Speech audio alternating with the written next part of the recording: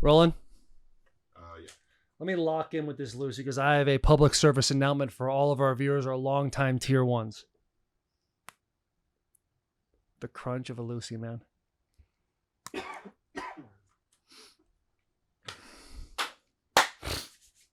Listen, for the past few months in the comment section, especially on YouTube, but throughout the whole entire Bussin' with the Boys landscape, there has been a call to action. Bring back the old ERNTRO. We want the old ERNTRO. Now, behind the scenes, when the cameras aren't on, there's text messages flowing between me and Will. Some of the boys, they whisper in the back, we need to bring it back. Why aren't we bringing it back? There's a reason why I'm sitting on this bus alone today. And the reason is the vote has won. You people have won. And I hate saying that because I don't want this whole like now we control Bussin' with the Boys. But as a part of a bros podcast, a podcast that we all hang out and enjoy each other and listen to our viewers and want to give them the best we can possibly give them, I'm here to tell you the new intro is out. And the old intro, the ERNTRO, is now back. Please enjoy the old intro. All right, we're good. Be like, bussin' with the boys, hanging with the fellas, betting on a game. No woman's gonna tell us what to do, and I've been over here just drinking beer and making that noise. Baby, I'm hanging with the fellas, bussin' with the boys. Bro. I hope you guys all enjoyed that old intro. This week on Bussin' with the Boys, special time. We now, for the second time, have a Titans head coach on. Brian Callahan joins us on the bus, an hour and 40 minutes of him just talking ball, talking shop. Jack McPherson maybe had the best question of the entire episode is, are you going to bring back the pain train? And those of you who have sat in Nissan Stadium before the last 2 years and have got the opportunity to see a game and see on the big screen Terry Tate, office linebacker, and then Johnny Cash slowly following that, know exactly who he's talking about. So hopefully those whispers, those words get in his little brain and he is able to tell the entertainment staff, we need to bring that back to Nissan Stadium every single day. One thing, if you don't have in your life, you need to bring it back in your life. That is the Chevy Silverado. And this podcast, Bussin' with the Boys, is presented by the Chevy Silverado. This is a Chevy truck podcast, boys and girls, the greatest truck ever built. And our good friends at Chevrolet have been a big part of the Bussin' family and even our personal lives. Chevy Silverado is a longtime partner of the show, a truck with a commanding and unstoppable grit, legendary capability, and dependability too. So find out for yourself, like so many of our boys. Head over to Chevy.com to check out Chevy trucks, grit, and build your own Silverado for do-it-yourself projects to road trips, off-road adventures to tailgates. Whatever your thing is, it all starts with a Chevy truck. Now, this is a very cool podcast for Bussin' with the Boys because when our show started, Mike Vrabel was the head coach of the Tennessee Titans. And as a player who just signed a contract, who will, first year with the Titans, you really don't know how the Titans feel about having now a public platform for people to go listen to and enjoy. There's probably a lot of red flags in the back of their head. What if they talk about scheme? What if they talk about in the building stuff that kind of when you have a family, you keep them within the family. You don't want it going out. That's how every professional collegiate organization works. And Mike Vrabel comes on our show and has an incredible time with us, truly giving us a stamp of approval, saying it's okay, you guys are having this, by him just coming on. In that conversation, the infamous question of would you cut your dick off for a Super Bowl comes up. And he says, been married for 30 years. Why not? Now we know what happened that year in 2019. The boys went to the AFC Championship game. Before that game, Mike Vrabel said it was a joke and we lost against the Kansas City Chiefs in Arrowhead. Now I'm not saying Mike Vrabel is the reason why we lost the Super Bowl, but if you do the math, Mike Vrabel is the reason why we lost the Super Bowl by losing to the Chiefs, by going back on his promise of cutting his dick out. So that question, if you're wondering, to Brian Callahan, is asked on this very podcast. Boys, I'm so excited about this one. I'm excited about rekindling a relationship with the Titans. Ran is now going to come on the bus as well. That is going to be on next week. It is very cool to see the Roots new regime kind of coming together and for all of us to really enjoy it because it's a very special episode to all of us. We do a twisted question. What else do we do, Mitch? What else do we kick off in that thing? We talk about the quarterbacks that he's had. He's had Matthew Stafford. He's had Peyton Manning. He's had Joe Burrow. And there was one more sneaky boy in there that was like, oh shit, he's really had a lot of quarterbacks. Was there another one I'm not thinking of? What did you say? You talked about Jake Browning. Jake Browning, which it's an interesting thing. Joe Burrow goes down, Jake Browning goes in. The Bengals don't just completely fall off a cliff, and all of a sudden Callahan gets himself a head coaching job. To Browning, he kind of feels like that might be shitting on him a little bit. We go over all that stuff. We talk about all the new additions the Titans have brought into their organization with veteran wide receivers. Literally, Will Levis has so many weapons around him now to be successful. Even looking at the defense, getting Snead from Kansas City, who was an all-pro guy with a Super Bowl ring on his finger, that type of leadership. There are a lot of things to look forward to in Nashville, Tennessee this upcoming fall. The boys are so slept on. You look at a lot of these power rankings. I think Bleacher Report put these boys around like 28, 29, even 30. A couple of I've seen of these smaller pages have been putting the Tennessee Titans at 32. If I told you, hey, we got a team with Calvin Ridley, DeAndre Hopkins, Tony Pollard, a top 10 left pick at left tackle. We have a top 10 pick or a top 15 pick at left guard. We have a center that we paid $50 million to. We have a first round pick who's going to find him his way in the slot. Chig, a tight end who's on the up and coming. You have a lot of studs out there. Tyler Boyd coming over from the Bengals. If I told you just that small little snippet, would you say these boys are going to put points on the board? That's just the offense. That's just the offense.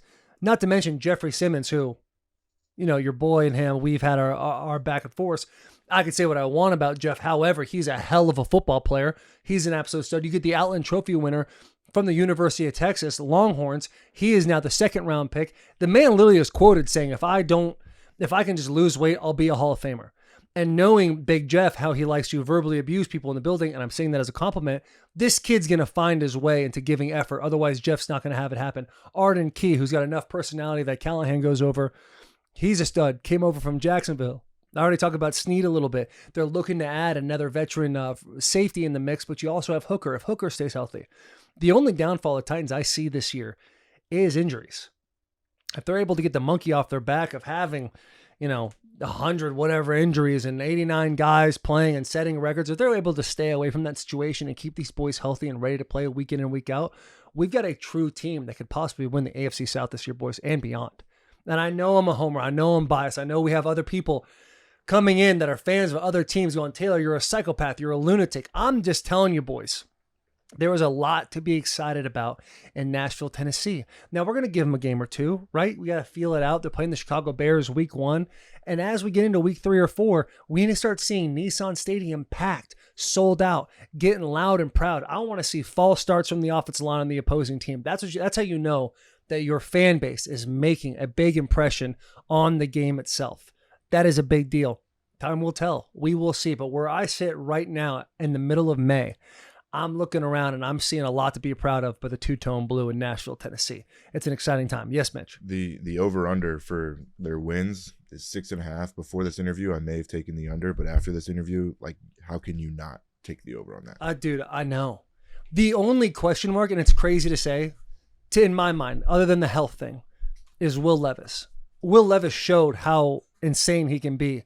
His ability to take hits, step into throws with pressure in his face, put just dots all over the field. The guy can make every single throw. Now he's got all the pieces, and it really is. Can Will Levis elevate from year 1 to year 2 and have full 17 games? If he can do those things, like I said, a lot of exciting shit is going on in Nashville, Tennessee. Me personally, we can't guarantee, right? This is a DraftKings podcast. I suggest you guys go over to DraftKings right now. Me personally, this is what I'm going to do. I'm going to take that over. 6.5 wins is not crazy. The only thing that's going to kill these boys is injuries. That, to me, is a bet I feel very comfortable about making right after I'm done with this episode. I will be doing that today. If you're a real Titans fan, you take them winning the division like I did. 1,200 odds. I actually took it 2 days prior to Calvin Ridley getting signed, and I got a lot of High hopes, as I always do. What were the odds when you took that bet? Plus 1,200, maybe 1,300, How much you put on it? 500. That boy cooking out there, huh? Come on. Now, I would love to hear this from you, Jackie, because if those of you who truly follow Bussin' with the Boys and are tier ones and consume all of the insane amount of content that we put in week and week out, which we appreciate you doing, and please subscribe and rate 5 stars if you have an opportunity. Be a friend, tell a friend, get those things out there. When Mike Vrabel was fired, Jack McPherson was on Suey watch. He was like, we've now just gone back 10 years. We're dead. Like a true fan would, right? You're not just staying even keeled. You're riding that roller coaster. You're ticking all the way up. And that was a dramatic fall for our boy. Now, fast forward 4 months. You're sitting in a whole different position, aren't you, Jackie? Oh, hell yeah. I'm on the Cali train now. On the Cali train, Coach Callahan. He seems like a great guy. And he seems like an even better coach. It's fun. This is a fun city to be a coach and be a part of a system like this. We've got great fans, good people. The only downfall is that Nashville's like the perfect 3-day weekend town. So any big market team we play, the boys load up the truck, Chevy Silverado, they drive to Nashville for 3 days. They party all weekend, and then our fair weather fans will sell them tickets. So we need a call to action for real fans to not be selling their tickets and go to games, even if we're 2-14 and it's raining. Fucking show up, because it's all we have. 2-14, is that a callback to 2014? Maybe, but I was there too. So. It's a sad time for us, man. Yeah, but it's about to be a beautiful season. And I believe in Cali, and I believe in Ran as well. So, and Will Levis. I believe in all of the two-tone blue. I'm wearing it all today. Not even that's just an accident, because we live and die by this. That's your closet, dude. It's just Titans gear, and I mean, Mitch is wearing my shirt right now. It's Titans gear and weird t-shirts. So. That is a cool t-shirt. I do really enjoy that. I really want it. You're not gonna. You're not gonna keep it. Nah. You forgot it. You didn't even know it was here for 2 months. Yeah, I told you I have a lot of cool t-shirts. So let me have this. No chance. For those of you who don't know Jack McPherson, I will tell you a little piece of him. Jack is everywhere we go. Jack, we're mistaken for family, for brothers in one sense or another. Every place I go with Jack, if we're in a Buc-ee's or we're in Vegas or we're in Alabama, and there's a apparel store with wacky t-shirts, Jack McPherson's going to find his way in there and sneak away with 1 or 2 shirts. 100%. I have way too many clothes. I honestly might do a little garage sale. A little spring cleaning. Yeah, I need to. I should probably just donate them, but I don't know. I just have way too many t-shirts. I have an entire room because Garrett used to live with me in my house, and then he moved out, so there's an empty room in our house, and the room is literally just full of t-shirts.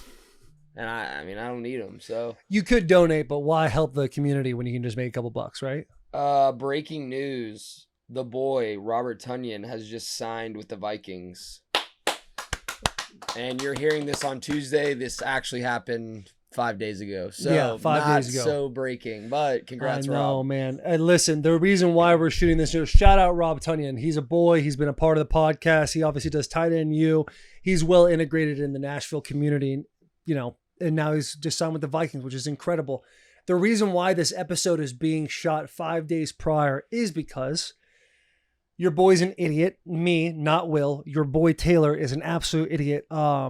We got a call from Two Bears, which is a great podcast hosted by Tom Segura and Burt Kreischer. They wanted us to fly to Austin and shoot a podcast with them, which is awesome. Anytime you can collaborate with another podcast, especially as big as them, it's an absolute honor. I hit my wife up, say, hey, Monday, what date is that? The 21st? I don't know. We'll just say it's the 21st. Monday the 21st, blah, blah, blah. Am I free to fly to Austin, Texas? And then after that, I'm going to fly to Charlotte to do a podcast with somebody else, which I'm not going to say now because I don't know if we want to give out that information, but then fly back to Nashville, Tennessee on Tuesday. She goes, yeah, no problem. Well, your boy's in the sauna, and I get an email from my daughter's school. And, bro, this might be a dad hat moment. They're having kindergarten graduation on a Monday, which I don't know about those of you, the boomers out there, the millennials that are my age, 32, 33, 34 years old. I don't remember at my school, Aztec Elementary in Arizona, I don't remember us having a kindergarten graduation. That's crazy to me. What's even more crazy, because I did talk to the boys, but they're like, hey, that's actually a pretty normal thing. What's nuts to me is we have kindergarten graduation on Monday, and then, hey, we'll see you at school still Tuesday, Wednesday, Thursday, Friday. They still have a full week of school before they go to summer break. That's insane to me, because I know the last day of school was Friday, However, your boy's an idiot. I committed to go to 2 Bears. Now I can't go to 2 Bears. Will Compton is still going to do 2 Bears, which bums me out from a personal standpoint because those boys are a great time. It's obviously massive for the brand, and it's also massive for personally. Just getting with those boys, you guys seeing different audience, seeing our personalities. That's just how the shit cooks, right? If we're cooking up a nice little meal, that's a great ingredient to dust in there. I'm excited for Will. I'm super bummed out for me. Now, Will's actually in the other building right now. He's got a raspy voice. Anytime you raise it an octave above an 8, he has a problem with the voice. He gets raspy. He gets raspy in the old throat. We have a podcast later today, which is going to come out in 2 weeks, that I need my boy to save his voice for. So here I am diving on the sword, talking to you beautiful people, saying, hey, I fucked up. Will gets the benefit, and I feel bad for myself. If you feel bad for me, let me know in the comments. If you don't feel bad for me, also let me know in the comments. Your boy's a big boy. I can take those kinds of hits. Now, Callahan, do we have any segments that we need to hit before I let these amazing people who are obviously subscribing, unsubscribing, and resubscribing to the Callahan podcast? No, I think we're good. We already did Twisted with him, so I am thankfully off the hook this week. But next week, because it was my twisted question. I'll be back, and please send me your twisted questions. I'll shout you out on the pod. Mm-hmm. I need help. Don't send like dick questions. I think we need it doesn't have to be about like, would you rather have a dick for a face or like, you know. Yeah. Ever since the Tom Brady roast, white guys have really gotten found out. Yeah. Well, the best twisted question we had was, would you rather have hit all red lights or hit all green lights or have the closest parking spot? Questions like that, like real world, those are the tough ones. Those are the really good ones. And we're still green lights, right? Huh? Are you guys green lights or are you guys parking spots? 100. That I don't even think that was the best question. If you choose parking spot, you're literally dumb in the head. I don't mind. I'm good. That's all I need to hear. There's- If he doesn't fully agree with you, Mitch is admitting he's dumb. Yeah, I mean, Right? there's no parking lot on planet Earth that is big enough to use to park close enough where you are missing every red light. I mean, you're skipping, like today alone, the freeway was backed up by East. I could have got to work in like 7 minutes faster. I would park across the street still. Not a big deal. Not a big deal. And it's not like if you get all green lights, you have the worst parking spot ever. You're still going to have the luck here and there of getting that front parking spot. I feel like It's nuts. Like parking isn't that big of an issue. Like Yeah. I feel like parking used to be an issue back in the day. Don't overthink the best answer, because that is the best answer. Now, let's get into the episode. Do I need to read this ad before I do it? We've already read this one, right? Mm-hmm.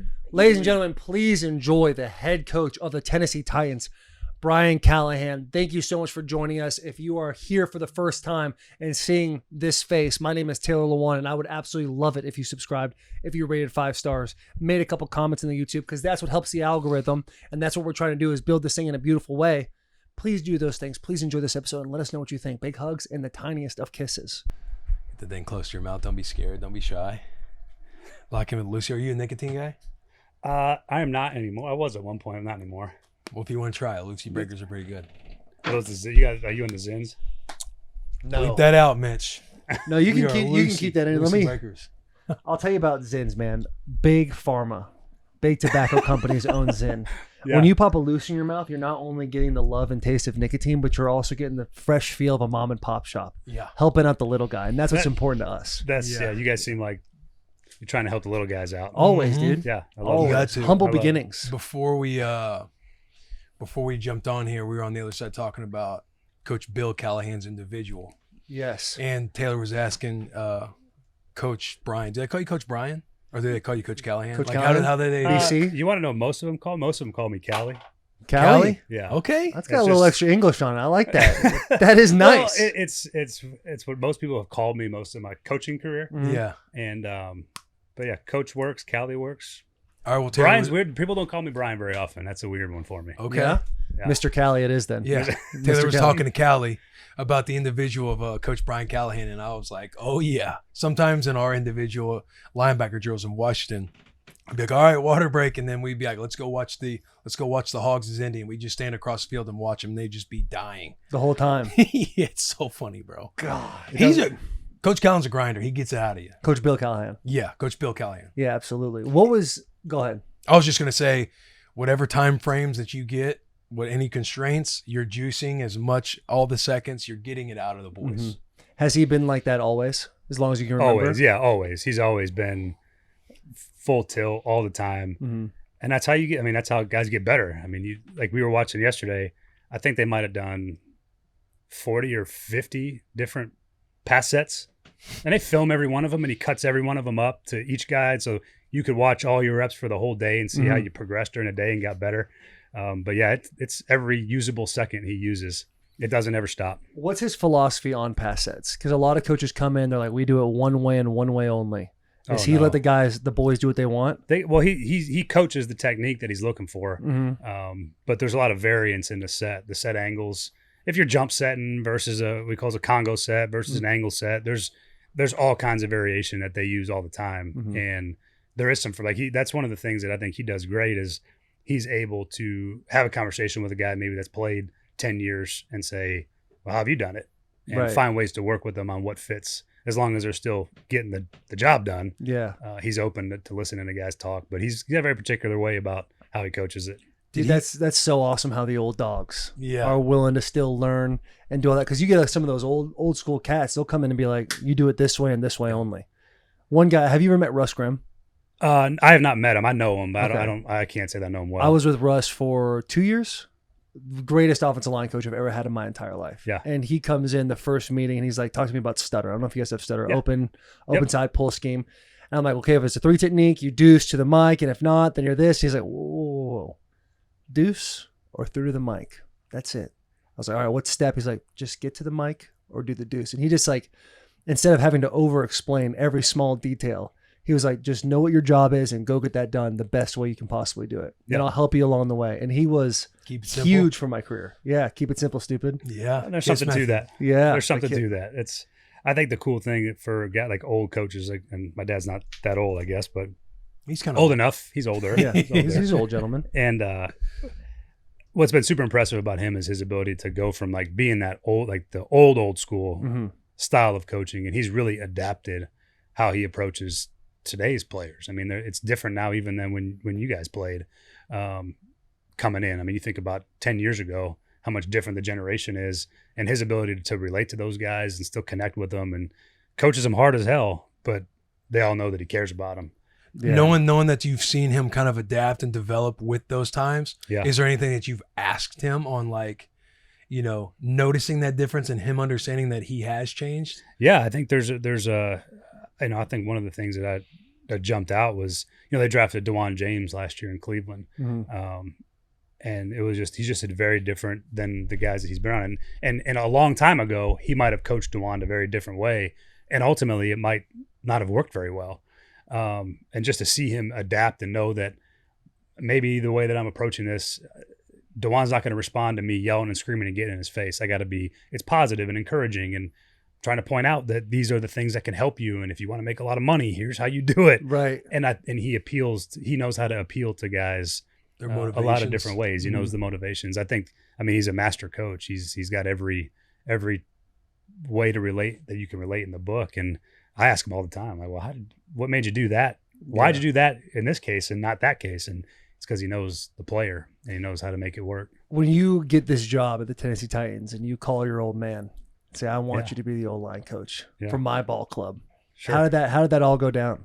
It was cool. The backstory is I interviewed for 2 jobs the year before that had gone a ways down the road. I felt like I was in the mix, and I'd had a conversation with him, and I said, you know, do we want to do this? I've never worked for my dad. Mm-hmm. I never worked for him at any point. There have been some chances where we might have connected on staff together, just never worked out. So I've never spent any time with him in the coaching profession. And so I asked him this question a year ago, and he was like, no, I don't think I want to do that. Really? Yeah. Well, I mean, you think about. I'm trying to picture his voice too. He's so funny. But you think about, you know, there's a lot that goes into a father and son working together. And this is the first time that I think a son has ever hired their father in a substantial role like that. You know, it's like Kyle Shanahan, Mike's always been around, but he never hired him in an official, like, it wasn't like Mike Shanahan was Kyle's coordinator. Mm-hmm. Right. If that makes sense. Yes. So it's kind of a really unique setup. And so, you know, we had to work through all those things. Like, my dad's like, I'm not for everybody. What if you don't like the way I coach? You know what I mean? And you have to have those conversations. Yeah. And so we did. And ultimately he was like, I just think I really like Cleveland. I like Kevin Stefanski, and I'm happy here. I like the guys in the room. I don't really want to leave. I understand. And so I kind of just assumed that was going to be the case as this process went along. And so as I interviewed, everybody asked like, well, you know, is your dad coming with you? I'm like, no, he's not. I mean, we had the conversation. It's probably not going to happen.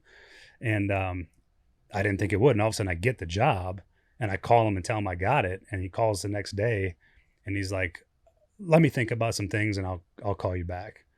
Hold on. I was like, okay. You called him, say, I got the Bill's job for the negotiating Titans. at this And No, then I mean, that initial conversation was like absolutely thrilled. We didn't have it in that moment. Yeah. But you guys have a conversation. Hey, I got the job. Proud of you, son. Tears in both of your guys' Sure, eyes. absolutely. The next day he calls you and without any context goes, let me think about coming to help you out. Yeah. I love that. It was. That is awesome. And I think it just became much more real for him in that moment. And I think had it been the year prior, I think the answer still would have been no. But having it happen in real time and him going, man, this is what a unique opportunity to go try to help my son succeed. And I think I'd want to be a part of that. And so as you know, I'll go have my press conference and we were kind of talking back and forth. And after the press conference, he was like, I want to do this. We need to do this. It'll be really pretty fun. And it's been maybe the coolest experience of my coaching career is to be able to go to work with my dad every day. It's been pretty sweet. Dude, you had an incredible like presser when you were talking about coaching with your dad. Like there was a lot of perspective, a lot of just like, you can tell when you say that, like you genuinely mean it. Oh yeah. Was there a reason that you guys were never on the same staff? Is there something about say maybe yourself that where it's like, hey, I don't want to be known this way. I don't want to feel like I get any handouts from somebody who's already been there, done that. Yeah. All of that's true. One of the things I had finished, my dad was at Nebraska at the time. I was just finishing my playing career. And he goes, he said, look, you can come to Nebraska and you could be a GA here for me. If you want to do that, I have a spot, you can come do that. He goes, but what I would recommend to you is you've been at UCLA for 4 years. You know the people there, you know the place.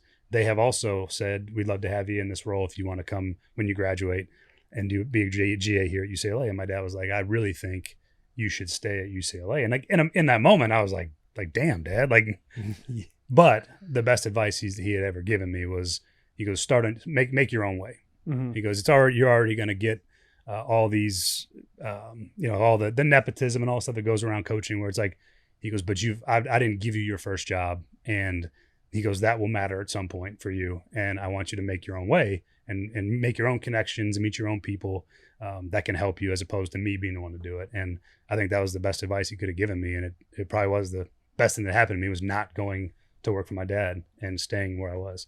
At any point, were you guys close to working together in the past? No, nothing that came up. When we first got to Cincinnati, there was there was a chance that maybe it could have worked out, but it's Zach's first job and he wants to hire the people that he wanted to hire. And it was never more than like a curiosity, like, oh, I wonder if that would work. And it just, he was still in Washington at the time. And he was again, happy where he's at. He's got a good line there. It was no big deal. So it never went any further than a curiosity. We've never been really close at any point to working together, which is kind of crazy to think. Yeah. Talk about how you cut your teeth into the business, being a GA at UCLA and moving on from that role. Yeah. Typical GA stuff, man. I made coffee and got people food and worked long hours. And, we had a really good staff there at UCLA, which is someday someone will write a story about it. But Eric Bieniemy was the running backs coach. John Embry was our tight ends coach. Dino Babers was the receivers coach. Tom Cable was the offensive coordinator. Jim Sabota was the quarterbacks coach. We had all these guys that had all went on to be head coaches, within a certain period of time, and a really dynamic staff, and so I got to learn from all these guys as a really young coach, which is probably a huge reason of why that experience was so good for me. But man, it's a grind. GA life is not for everybody. And back then you only had 2 GAs that could be on the field. And so it was 2 or 3 guys that did everything. Now you have all these analysts and there's all this different stuff that they didn't have back then. By rule, you couldn't have anybody else. Couldn't legally have anybody on, but depends on where you went. UCLA. Maybe not at UCLA. Not at UCLA, I can guarantee you that. Really? Oh, yeah. Followers of the Bruins, huh? Yeah, it was me. In fact, the GAs there were me, Clark Lee, head coach at Vanderbilt, Ryan Ficken, who's been in the NFL for quite some time as a special teams coordinator, and Phil Rauscher, who's the line coach at the Jags. And so it was a bunch of guys, like we were all young coaches and we've all had these pretty good careers, but that was all we had. And we had to do we did everything. Really? I mean, operations stuff. Grinding all the tape, breaking it all down. Breaking all the tape down before all the PFF data got supplied to everybody. I mean, you had to break down the down and distance. You didn't know what personnel was in the field because you couldn't see the jersey numbers because the tape wasn't in HD. It's just a whole different way of doing things than it is now. But it was a lot of work. It was hard. So UCLA didn't look over at the SEC and go, they got a lot of guys over there. Maybe we should do a couple of things too. No. Rule followers, I like that. Yeah. Or they just didn't have the, it is a public the university. means. Yeah. I UCLA. mean, yeah, but UCLA is a nice area. It's Pasadena. For sure, but as far as like calling the shots, the big wigs, like, hey, Fair enough. Football over everything, we'll find a way. Yeah. Very academically driven. Yeah. Yes. Yeah. Very academically Absolutely. driven. Not every school can do both, like Michigan. It's very academically It is. You're oriented right. from a sports standpoint. It's very Finding all important. the edges. Yeah. Signals. Ladies and gentlemen, we interrupt this episode to bring you Game Time. That's right. Thanks to Game Time, the official ticketing partner of Barstool Sports, you shouldn't have to worry when you buy tickets to your next big event. Game Time is fast and easy way to buy tickets to all the sports, music, comedy, and theater events near you.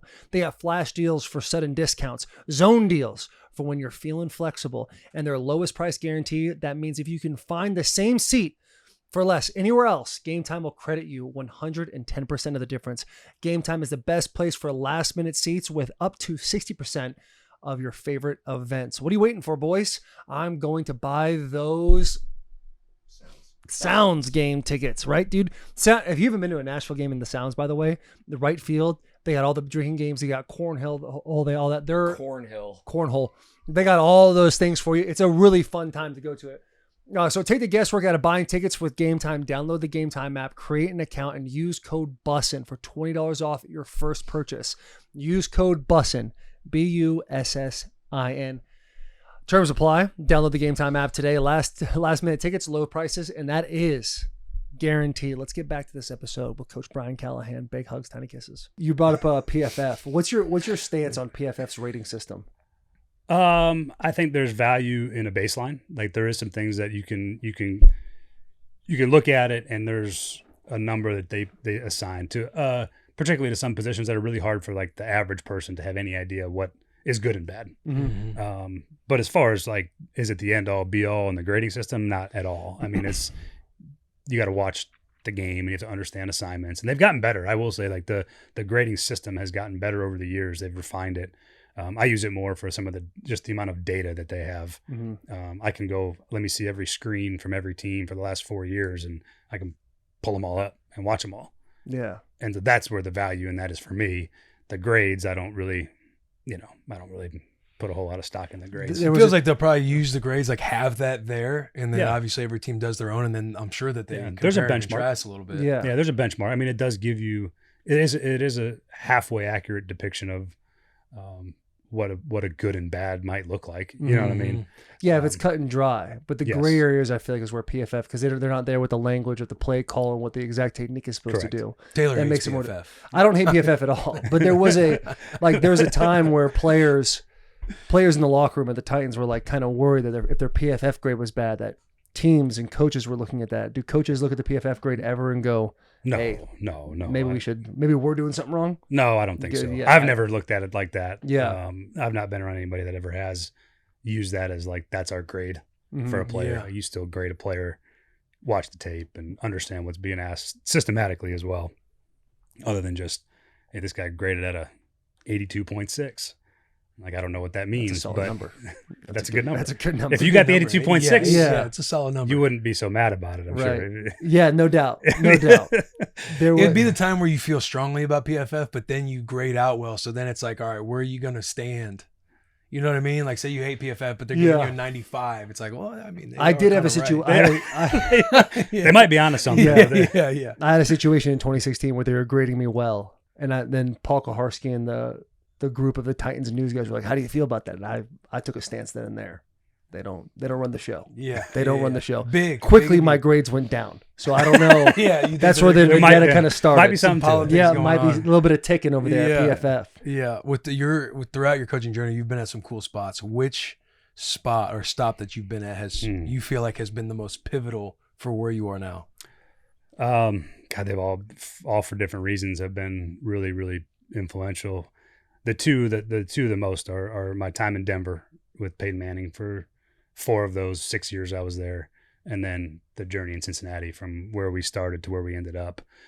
Those 2 spots were probably the most, because they're the longest stays I had. They were the most influential. Obviously, being around Peyton Manning for any amount of time is a blessing in and of itself. But yeah, that was like a PhD Sorry in quarterback about this fly. play. We grow them here at the bus. The fly that keeps flying around. We do fly farming. Look, you don't have any cicadas in here yet. Yeah, I no know, doubt. bro. They're everywhere out here. Yeah. Dude, watching Peyton in that last year where you necessarily couldn't throw it beyond 5-10 yards. What was it like sitting Will back? Compton's words. Yeah, I mean, I'm sure he'd say it. But watching him operate from being more limited than he ever has. Yeah, it was really, that was a wild year because we had just transitioned from, Gary Kubiak was the head coach, and then he brought that whole system, which was vastly different from the one that he had run for the better part of 18 years at that point. And so there was a big back and forth there. He had gotten injured that year and missed a bunch of time, and then came back for the playoffs at the very end. Brock Osweiler, I think, had thrown a couple interceptions, and they replaced him at halftime right at the very end of the season in like a must-win game against the Chargers. And then he ended up playing the playoffs. So it was a roller coaster season. It was a lot of ups and downs. But what the cool part was, you saw what made him so great was his ability to process and know what to do and when to do it in the moment. Like, it was unbelievable. And even with the diminishing physical skill set, that he wasn't what he was when he was in his 20s. I mean, it was unbelievable what he pulled off with his brain and just being able to know what to do with the football. Yeah. What's he like watching at practice? Like, I've had teammates who have played with him, and they're like, if a tight end drops a ball, he'll remove the tight end. Even if you're back there like, oh no, get back out there. The sheriff's like, no, give me somebody else who's going to catch the ball and be dependable in these moments. Like, what was he like That's watching? Accurate. That's what it was. There was a standard. And it's actually funny. We were having a conversation today about guys that are like, that get to that point in their careers, that have the pelts on the wall and the experience, but on top of that, the pressure. The expectation is that they're going to win every game. Aaron Rodgers, Tom Brady, Drew Brees, those guys get to a certain point in their career where they don't allow anything other than what the highest standard is possible. And if you don't meet it, you're not going to be playing with them. Yeah. And that's how he operated. And I appreciated that because he's got all the pressure. I got to do my part. And if I'm going to do all this, then I'm going to make sure that everybody around me is at the same level that I am. And I thought that was a really cool thing to witness in person. But that's how it would be if you missed an assignment. He was particularly ruthless on like running backs and protection, and he had to be able to trust them to do, because he didn't, he don't want to get hit. Right. And if they missed an assignment, it was like, give me the next one, or like if he's coming in to the game, I'll come out. That it was that intensity and the expectation. If he's coming into the game, Coach Callahan, you don't put him in the game, I'll be out. Yeah. Yeah. If I see him coming on the field, you'll see me walking off. So that part was it's just a demand of the standard of what you expect every day, and it was awesome. And everybody rose to meet it. We had young players and Eric Decker and Demaryius Thomas and C.J. Anderson. I mean, we had some guys that were unproven at the time that he helped make what they became, and it was a really cool process to be a part of. Man, he's unlike anybody I've ever been around. What's it like with the coaches during practice when he's sending a guy away and the coach is like, no, you're in, and there's like this battle of egos between the sheriff and a coach? Does it get uncomfortable at all? Is there like in the meeting room like, this fucking guy? Who's calling the shots? Can we be honest about it? We can absolutely. It's if he doesn't want him in, he's not going to be in. Whether coaches aren't saying a word, like you're probably right. 18 said, I mean, that's just what it was, and that's why. And it wasn't like that all the time, but like there was a standard, and if you didn't meet it, the expectation was that you wouldn't be there playing with them. But that's also what drove guys to be even better than they thought they could be, was because they wanted to be a part of it, and they wanted to be in that mode. They wanted to be counted on, and it's amazing what happens when you got a guy making sure that you better do it right or you can't be counted on. I mean, it drives you to be great, truthfully. You so you had Peyton Manning, and then you go to Cincinnati, and you get blessed with Joe Burrow. Yeah. What is Joe even have a staff in Detroit? Well, I was gonna say the 2 years in Detroit were Slingers, phenomenal. bro. It was slingers.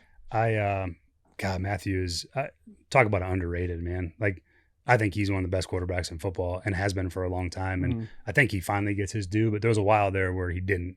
And he might be one of the toughest players I've ever been around, and one of the most crazy talented quarterbacks that I've seen play. I mean, he's unbelievable. That clip of them in like a 2-minute drive to win the game, and he like gets his shoulder out or something like that, and he's on the sideline like, I can. That was play, early in his career, yeah. Yes, that was like just one of the cooler things you see a quarterback do.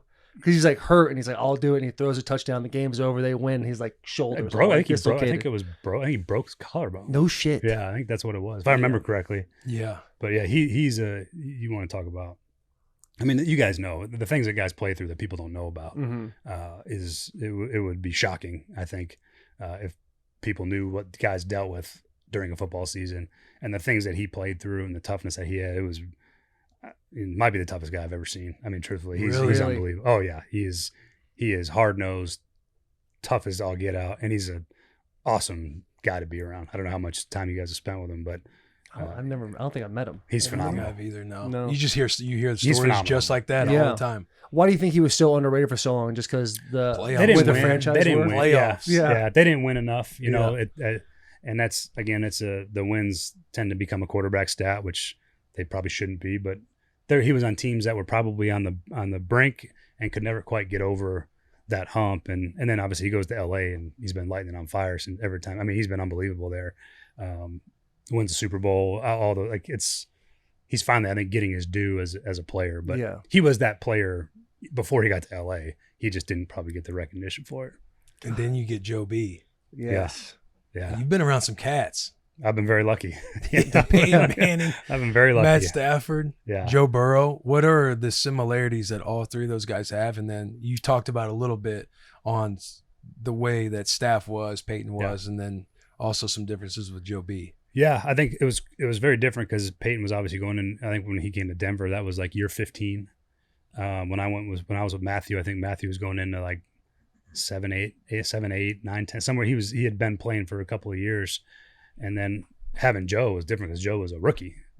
Obviously a highly regarded, and his reputation preceded him when he got drafted, but he was still a rookie. And so that was a really fun process to try to help that development from being a rookie. And as you guys know, rookies are rookies. No matter how good they are, it still takes some time. Yeah. But to see him become everything that we thought he could become and he knew he could become was pretty awesome. And that's because he shares a lot of the same traits that Peyton and Matthew have in terms of, there's just an edge to there's just something about those guys, and you know it when you see it, where they just don't accept anything other than the best, and there is no such thing as failure. Like they won't fail. They can't fail. And there's a willpower in that. I think that's kind of the baseline of who they are, and then there's a drive to be the best there is. Yeah. And then he has the ability to deliver on it, which is pretty cool. A very different personality than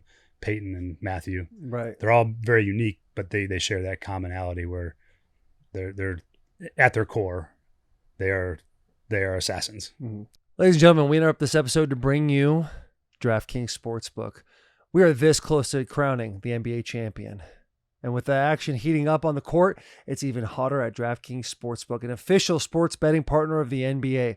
There's only so many games left, and DraftKings Sportsbook has you covered with same-game parlays, live betting, odd boosts, and so much more. Don't miss out, or you'll have to wait until the next NBA season to place your bets. It's super easy for first-timers to get started. Try betting on something simple like picking a team to win. Go to DraftKings Sportsbook app, select your squad, and place your first bet. It's that simple, boys and girls. New to DraftKings, so make sure you have a good listen here, especially when I'm reading. You guys know how I read. I don't read very well. New customers can get a no-sweat bet up to $1,500. Just deposit at least $5, and you'll get a bonus bet back equal to your first bet if it does not hit.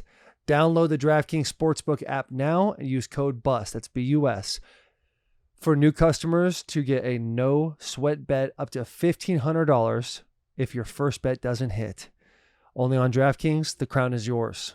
Sorry, I'm a little tired today, but let's get back to this episode. When Joe walks into the Bengals franchise And you say it takes rookies, doesn't matter how good they are, it takes them a little bit of time. When did you know, okay, we got the franchise quarterback? Probably about halfway through that first year, where you're still kind of figuring some things out. Obviously, it's a COVID year, so it's even more challenging. So he has no off season. We don't have any OTAs. It's all virtual. God, imagine picking up a playbook. Yeah, that'd be so hard. And then there's no fans in the stadium. So his first game, we play the Chargers, and this was the game where Tyrod got injected and they punctured his lung. And so then it was Herbert and him playing, and Joe goes down at the very end of the game. It would have been like the legend of Joe Burrow would have only grown. End of the game, goes down, throws a fade stop to AJ Green in the corner of the end zone, and they call us for OPI. So the game-winning touchdown gets called back. So we go kick a field goal to tie it, and our kicker cramped and missed the game-winning field goal. There's nobody in the stands, cramps, and we miss. And so here's this busting onto the scene. Here comes Joe Burrow, comeback win, last minute win in his first start, and it isn't. Yeah. And it was like, well, that's unfortunate. You saw a glimpse of that in that drive, like, oh, this guy is going to be pretty good, I think. And then each game he successively got better. And I think a game you played in potentially, I think, Tennessee came to Cincinnati, and we had lost. I think we had 5 new starters up front, and then we had signed Quentin Spain on Friday, and he started at left guard. Q Spain on Sunday. Q Spain, yes. And so we had a guy that hadn't practiced with us, and we had 5 new starters, and that was the game where Joe sort of took it on his back, and we ended up winning the game. We played pretty well, and it was that game when it was like, he's arrived. This is the guy. He is what we thought he was going to be. And then he goes and plays good for another, I think maybe 1 more week, 2 more weeks, and he gets hurt in Washington and tears his knee up. God, and so the season, but we were hitting this rise. We were going to win. I think we would have won a handful of games on a stretch, and I think people would have looked like, oh, here he comes, but he gets hurt, and it's now nobody knows how good he's really going to be. And he ultimately sacrificed his knee for Jamar Chase, because that allowed us. We were not very good after that, and we picked Jamar the next year at the 5th overall. But pick. a lot of stuff came up in that draft where, when he gets hurt, everyone's like, they need protection. You just said all the offensive linemen are out. You sign a guy off the streets. He comes and starts for you that week, and you guys go pick Jamar Chase. What was the thought process in that building when you're evaluating? Because you're thinking franchise quarterback. We know this is the guy. We got to get him offensive lineman. Yeah, it was Penei Sewell. It was Penei and Jamar. That was like the big debate. It's like, how can the Bengals not draft a left tackle? Looking back on it, you can't go wrong. Like both those picks. Both those guys. Question. Yeah, both of them be like, these guys are going to both be all pro players. Right. And whoever you pick was going to be right. But we went back and forth, and there was plenty of debate, plenty of opinion on it. And ultimately I had went back to some of my time in Denver when we had Demaryius Thomas, Eric Decker, and then Emmanuel Sanders. And then in the slot, we had Wes Welker. And we were deadly combo. And deadly. It was, and Sanders was so good. Nasty. Underrated. Yeah. Very, very good player. And we had a game against New England when we were in Denver down the stretch. And it was back-to-back plays, or maybe 2 out of 3 plays. End of the game, we had to go win the game. And we hit 2 go balls down each sideline. I think one was Demaryius, one was to Emmanuel. And it was like, man, when you got to win versus press coverage, doesn't matter who you have up front. If you can't have a guy that can go win that matchup, you're going to have a hard time throwing the ball to win in the NFL. And that always just stuck with me. And I always thought that was a good way to build an offense is to make sure you have guys that can win. And, we get in this debate back and forth about the tackle and the receiver. And I was like, well, if he can win fast enough, it's not going to matter how long we play. If he can win quick, we can get the ball out quick. And one of the things that Joe does so well is play on time and process. And so the ball gets distributed. And it's like, well, we can negate some of the offensive line issues if we got elite playmakers outside. And that was my stance. And then a couple other people had it. Some didn't have that. So it went back and forth. But ultimately, we landed on that Jamar would be the guy that scores touchdowns would be one that would be more helpful for our offense. And thank God we did. So you were the guy that brought Jamar to Cincinnati. I'm not going to claim that. I did not. I'm just telling you my perspective on the argument was that. Yeah. And I voiced that. I mean, that was my prerogative to voice it as a coordinator. And I think Zach felt the same way. Zach Taylor, I think he landed on that same argument. So the two of us sort of were in agreement. But ultimately, that's a Zach Taylor, Duke Tobin, and Mike Brown decision that gets Yeah. made. But that was the argument back and What's forth. been the most fiery or drama-filled moment in a war room that you've seen? Hold on. Did you guys talk to Joe Burrow at all about, hey, should we go tackle wide receiver being a rookie, but knowing he's your franchise quarterback? Yeah, we Did you asked guys- him. Joe was Yeah. involved. We kept Joe in the loop on all the personnel decisions and the thought process. And we obviously talked to him a lot because he knew Jamar. And so Jamar didn't, if you remember, Jamar didn't play that year because it was COVID year and he sat out. And so there wasn't any recent film on him other than the year that he was tearing up the SEC with Joe. Killing it. And so Joe was like, I'll take Jamar every day and twice on Sunday. Like it's not even a debate for him. Because he knew what he was. He knew how impactful he could be. And so Joe was all in favor of Jamar in that situation.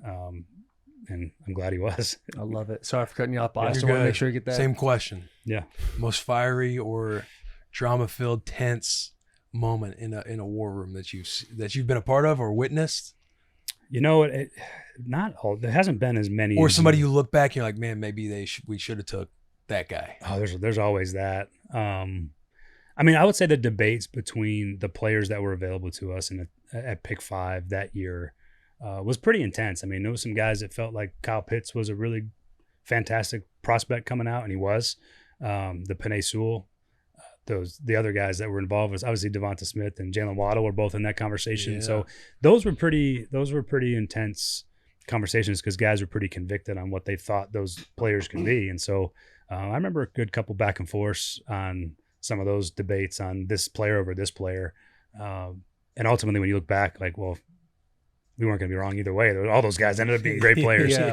So nobody was wrong in that regard. But when you're debating on who to pick, and do you take Penei Sewell or do you take Penei Sewell and try to take Devonta Smith? And what player are you looking at? And you obviously account for some of those quarterbacks going, and you look at the world of player you're in, and you got to debate like hell.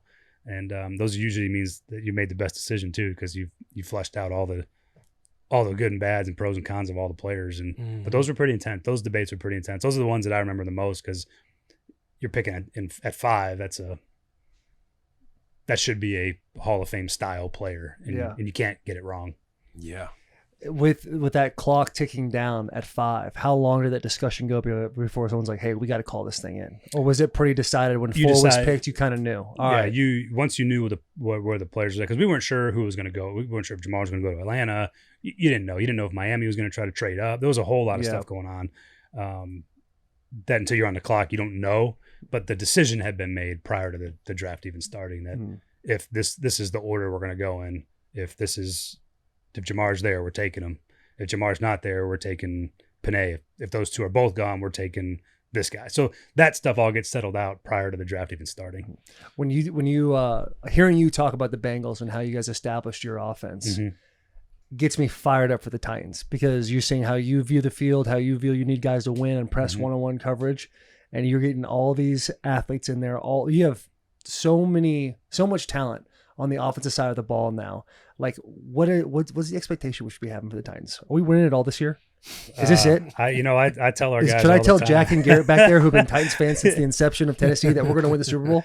I tell our guys all the time that we don't make any predictions or promises. So I certainly can't step out here and that's good media. And say that's good media anything right other there. than that.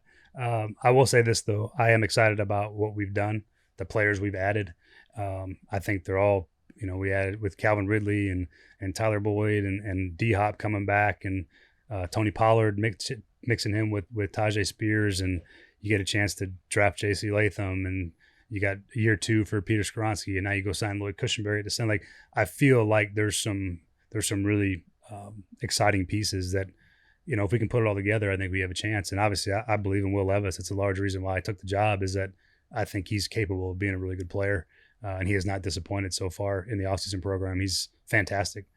Does everything you ask the way you want it. And I'm excited to see what we have. I'll leave it at that. I think we can put together a competitive football team. What do you see in Will Levis? Because again, we just rattled off 3 guys that you've been around: Peyton Manning, Matt Stafford, Joe Burrow. What do you see similarly with Will? The drive. He's got the drive. He wants to be a great player. He wants to do whatever it takes to be a great player. I think one of the cool things about watching Will get to play last year, and in some pretty adverse circumstances is you saw his toughness, and I think that's kind of a common theme with these guys is they all have this kind of innate toughness that guys rally around. When you see a quarterback out there, diving for a first down or taking a shot and making a great throw as he's taking one on the chin, that's the kind of guy you want to play for, right? Like you go, yeah, I can do this. This guy can do enough for me to play hard with. And you saw all those things on tape last year. You saw his physical talent. Obviously, I don't want him jumping and diving and flipping around for first downs because dipping his right shoulder. Yeah, let's not do that. Let's not do that. Let's that's the brand. I mean, you need that thing to work. So we'll try to lessen some of that. But I think he's proven his toughness to the guys in the team and the people in the NFL. Look at him and go, all right, this guy, he's got a chance. Now let's give him as much talent around him as possible and see if we can help him with a system offensively to have some success. And he's got all the traits that you look for, though, as far as the drive and determination to be great is there, and that's exciting. With Ran, like you walk into the building, and for the 9 years I was with the Titans, like day 1 and 2 of free agency, nothing ever happened with the Titans. We kind of just sit back, let the first wave go, and you kind of pick pieces up in the middle market. You guys came and started just cleaning house immediately. Do you and Ran, how clear is your guys' conversation of where you want the direction to go? Like how are you guys just on the same page all day long? Clear. Him and I hit it off in the interview process, and he was a guy that I just connected with immediately. You meet people and you just, there's just something about the connection. You're like, this is the kind of person I want to go to work with every day. And it has been that way from the minute we stepped on our first Zoom interview through today. It's been everything I thought it would be in terms of our working relationship and our vision and how we want to execute the vision and what it's going to take to get the team competitive to where we feel like we can contend for the division and for the playoffs and ultimately for a Super Bowl someday. That we've been on the same page with everything, and it's been really, really fun. Like, it's not like that everywhere, as you guys know. You don't always get that connection, and it's been incredible. And he's got a great feel for what football is supposed to look like. We see it the same way.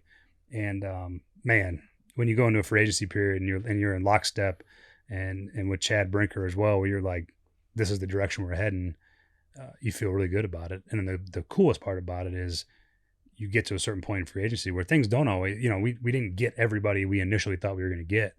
And so a guy goes here and a guy goes there. And now you look around, well, the difference in the good teams in free agency is how fast do you pivot. Mm-hmm. And so we lose 2 or 3 guys, and all of a sudden we look up and we're like, we should probably check in on Calvin Ridley and see where that's at. We got money we didn't think we were going to have. Mm-hmm. We lost a guy or 2 that we thought we were going to get back, and we didn't. Let's check in. Let's see where it's at. And so then that process started, and kind of swooped in the middle of the night and stole Calvin out of there. And that was because you got a fluid. You're able to pivot. Yeah. You have a plan in place, and when the plan doesn't go exactly the same, you know where the next spot is. And I thought Ram was masterful in the free agency process. God, that's awesome. With like your philosophies and the way you want to kind of cultivate your first job being a head coach, mm-hmm. like what you inherited with the Titans mm-hmm. from the familiar faces who are still here. Yep. What are some of the directions and vision you wanted to kind of take this team internally in the building? From what you had understood what was previously. Well, I think the thing about the Titans, I think really for the history of the organization in Nashville, is that it's always been a tough ass team, regardless of the players that have been on the team. There's been a tradition of this toughness.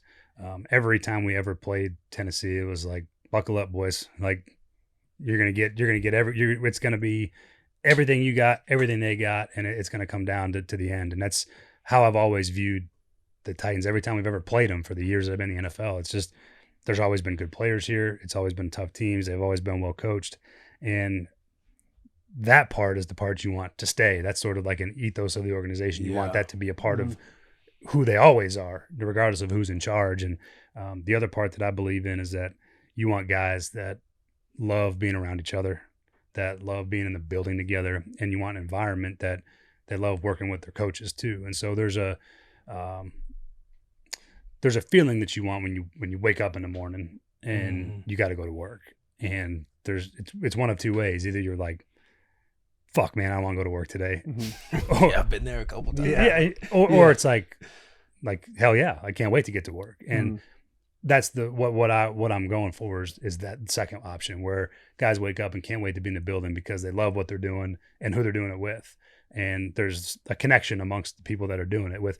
I think that's what's unique about where we are in Tennessee now with Rand and myself is that it's a very open building, and there's a lot of back and forth. Like you see Rand walking in the hallways, and he's out at practice, and he's dapping guys up, and he's talking to them in the lunchroom, and I'm around and I'm visible, and there's our personalities play off each other, and I think we hired a coaching staff that's the same way, and I hope the players feel that when they're in the building. I think if you ask most of them, they would feel, at least to start, that's how it feels. But I want guys that love coming to work and playing football together, because everybody's got money, everybody's got talent, and I think that's what separates teams is what kind of locker room do you have and what kind of people are in the building, and I think that's what matters the most. Ladies and gentlemen, welcome back to another ad read brought to you by myself, Taylor Lewan. Let's talk about Shady Rays. Get ready for the season with the official sunglasses brand of Barstool Sports, Shady Rays. Our friends have you covered with their newest and boldest premium polarized shades. They're kicking off their most anticipated release of 2024 with a limited edition debut of their Rival collection. This is a new single lens style in Barstool Blue with a premium stool and stars lens etch. And if you're looking for something more casual, the classics, yes, the classics are also getting a Barstool treatment. Both of these styles are the perfect for all day, everyday comfort and performance. They have hundreds of options to choose from, so you're bound to find the perfect pair for your styles. Don't laugh when I'm doing an ad read, Mitch. You can't laugh in the background. If you don't love your shades, exchange for a new pair or return them worry-free within 30 days. There's no risk with Shady Rays. Their team always has your back with personal and fast support. Head over to shadyrays.com and use code BOYS for 35% off polarized sunglasses. Try for yourself. The shades are rated 5 stars by over 300,000 human beings. Let's get back to this episode, but before you do me a favor, subscribe, unsubscribe, resubscribe. Now let's get back to the episode. When we went into the facility, it seemed like everybody was way more loose. Guys were coming up to us saying, hey, like, it's different. Like, the energy's different. There's a higher vibe here. That doesn't take away from anything from John and Vrabel. Like, there was a Patriots way type of vibe where buttholes are tight when you go into a team meeting, and you can get exposed if you have a bad play at practice. So it was like everyone's got to be on their shit to know that on Sunday we got to go win. Like, how long, once you got in the building and got with the guys, did you see the transition of them, like, all right, letting their shoulders down, letting their guard down a little bit, of being like, okay, we can mix it up a little bit with the coach? Yeah, I think as head ball coach and a GM, that's a tough two guys to mix it up with and feel comfortable, unless you're like a vet that's been in the game for a long time. And I still feel like guys get nervous sometimes around me, and it's new for me being in the role too. I realize how much more. Not the position coach or coordinator. I feel like cool guy. I'm learning more about the weight of my words and my interactions and how much it matters to guys when maybe you don't think twice about it, but it might be the only time you interact with the head coach for a week. Mm-hmm. And like that sticks with guys. I remember even as a player how that would stick with me. And I'm much more mindful of that now than maybe I ever was. And even as the days go by, it stands out sometimes. But I think that there's a lot of ways to win in the NFL. There's not one set way that you have to take. And I think as long as you're kind of authentic to what you believe in, you can build the program in the image that you think is the right way. And I just believe that when you come to work and there's a looseness and a joy in the process, it makes a really hard profession a little less hard. And I think when you get into the part that when it is really hard, when you're in December and it's tough and you're banged up and it hurts to go practice every day, there's something other than the money motivating you to go out there and play with the boys, right? I mean, that's kind of what you want. And I think an environment that's got some joy to it and some fun and some energy, I think takes a little bit of the edge off of how hard it can be. And it can be hard, you know, it's, even when everything's great, even when everything works well, there's always days where it's hard. And I think that if you have a locker room in a building that's conducive to a little bit of fun and excitement and authentic. I mean, I am who I am. I don't want to try to be anybody else. And that's just always been my personality. And I think that hopefully that shows up in what our team looks like. Yeah, you ain't lying. I mean, playing football every day is a grinder, especially like you were saying later in the year, it gets dark a little earlier. You're feeling all your nicks and bruises. That last week of October is like the worst. Is he going to hook us up with a walkthrough today, or are we going to have to lace him up? And you're right too, like jokes you might say as a position coach or a coordinator might hit a little differently to an athlete, But if you're saying a joke as a head coach, like the athlete could be driving home like, fuck, does he think I'm just trash? Like, Right. you're in your own Yeah. head. But if he gives It you is. something positive, like I remember Shanahan one time he came up, interception machine. This was like my rookie year. I had 2 interceptions in a practice. I just remember just riding on cloud 9 thinking No like, doubt. yo, the head ball coach noticed me. You know what I Yeah. mean? Yeah. So it's got to be like interesting knowing that your words do carry like a different weight to That part is everybody. very different. Yeah. If I walked in one day, I walked in to talk to one of the assistant coaches like I normally would, like when I was a coordinator, and I'm kind of busting balls, but I kind of sees like the reaction on his face was like, oh, what, like, did I do something wrong? Am I in trouble? And I was like, oh, I probably shouldn't. I probably need to tone that one down and make it not feel so Yes, like, bro. Tone it down or tell whoever that is. Don't be so soft. Yeah. Like, we're having a good time here. Yeah. It's gonna be all right. yeah. Jay would be talk about me making plays in space. And I would literally just be like, man, I know the front office, the whole coaching staff must think I just can't tackle in space. But you're just in your head. Just In your head feeling about like, everything. fuck, he just said that joke. Like, I know. oh. I don't think people understand how much mental warfare goes on between players Yeah. and coaches. No. I don't know if y'all try to do mental warfare, but it I just don't. feels I'd rather like- not. I'd prefer Yeah. not to do that if I can. It's just so difficult though, because you're Yeah. right. Like the words of a head coach, when you say anything, if like an O-line coach says, "Dude, you could easily write that off." Whatever. Yeah. A head coach says it to you, you're calling your girlfriend, your wife, It sticks family with you. members. Be Yeah. like, he said this. Like, what do you think? Yeah. Good, bad, or ugly? You're doing whatever you The can. entire offseason, you're working on that one thing that was kind of said. Right. that And, could- it just and maybe- rings in your and- brain forever. And then as a head coach, he might not even have thought twice about what No, he said. that's the worst part. Yeah. It might have just been like an in passing comment, Yeah. and all of a sudden you just all in your head about whatever it was that was said, and the head coach might have forgot he even said it. Yeah. You know? You talk about having fun. What's your stance on rookie shows? You I feel love good rookie about shows. them? You're Oh, yeah. about them. I'm about him. We're I love pro. rookie show, Okay. pro rookie show. I Pro love rookie that. show. But however, Uh-oh. caveat is Your 2024 is about to show. there's I've not been the recent rookie shows that I've been around subpar. The rookies need a little help from some guys out there in the world that know what a rookie show is supposed to look like. Mm. And I've just not been impressed with some of the things. They're just not funny. Yeah. And there's nothing worse than going like rookie show. You're amped up. Like I can't wait to see who do they go after. Yeah. It's like they get scared. You can't be scared. You should know as good as anybody. Yeah, I was gonna say you let me sit around training camp for a couple weeks, and You'll have a few down. get some impressions. Get some mannerisms of yours, and I'll just go after you. I'll just go for Yeah. Going after the head ball coach is the best thing to do as a rookie, By far. but it's also the scariest thing to do as a rookie. Also true. You got to find that sweet balance. You got to do. be in good graces with you, but also find all the ammo you Yeah. possibly can. But if you can get a good rookie show is maybe one of the finer things in life that you it just, sets the tone for the whole Especially season. when you're just in the 100%. suck of training camp. Oh Yeah. yeah. yeah. That's And like the ending though. Like Yeah. you're like everyone's kind of excited to get out of there. This is going to set the tone for the first game of the season. Yeah. Yeah. Here we go. We're all together for the last time before cuts. Let's see what we're going to get. If into. any rookies are watching this, study Coach Callahan and go after him during the rookie show. have to. Have to. Have to. Like go too hard. Like make it like the roast of Tom Brady. Yeah. Yeah. Oh, fuck. Go to his family, all of it. Yeah. just lay it all out there and just hope the reaction is good. Yeah. Yeah. Only. Oh, go ahead, Bob. I was just gonna say, who are, in your opinion, the funnier guys on the team? I'm still getting to know more personalities as the days go by. It sure seems like Arden Key's got enough personality for everybody, which is great. I love it. I enjoy the personality part. Like I love guys that got something to them and make it fun. Like that's awesome. I love when guys feel like they can be themselves. Arden's probably the one that stands out the most. Tajay Spears. Tajay's got a good. Really? Tajay's got a good kind of he's quiet, but he's got a little personality that Yeah. pops up every now and again. Still trying to figure out which offensive lineman's got it. You know, they're every day is like a new day for them right now With Coach Bill, I don't know if you'll find some personality. but there's some guys I think that are candidates for it. But generally tends to be the defensive guys that have the most personality, and then they're the least afraid to show it. Mm-hmm. So I think that there might be a few of those guys, but I'm hoping that some of these rookies come with something good in August. Yeah. I mean, that's what they got to be most focused on. Like, playbook comes second to the rookie show.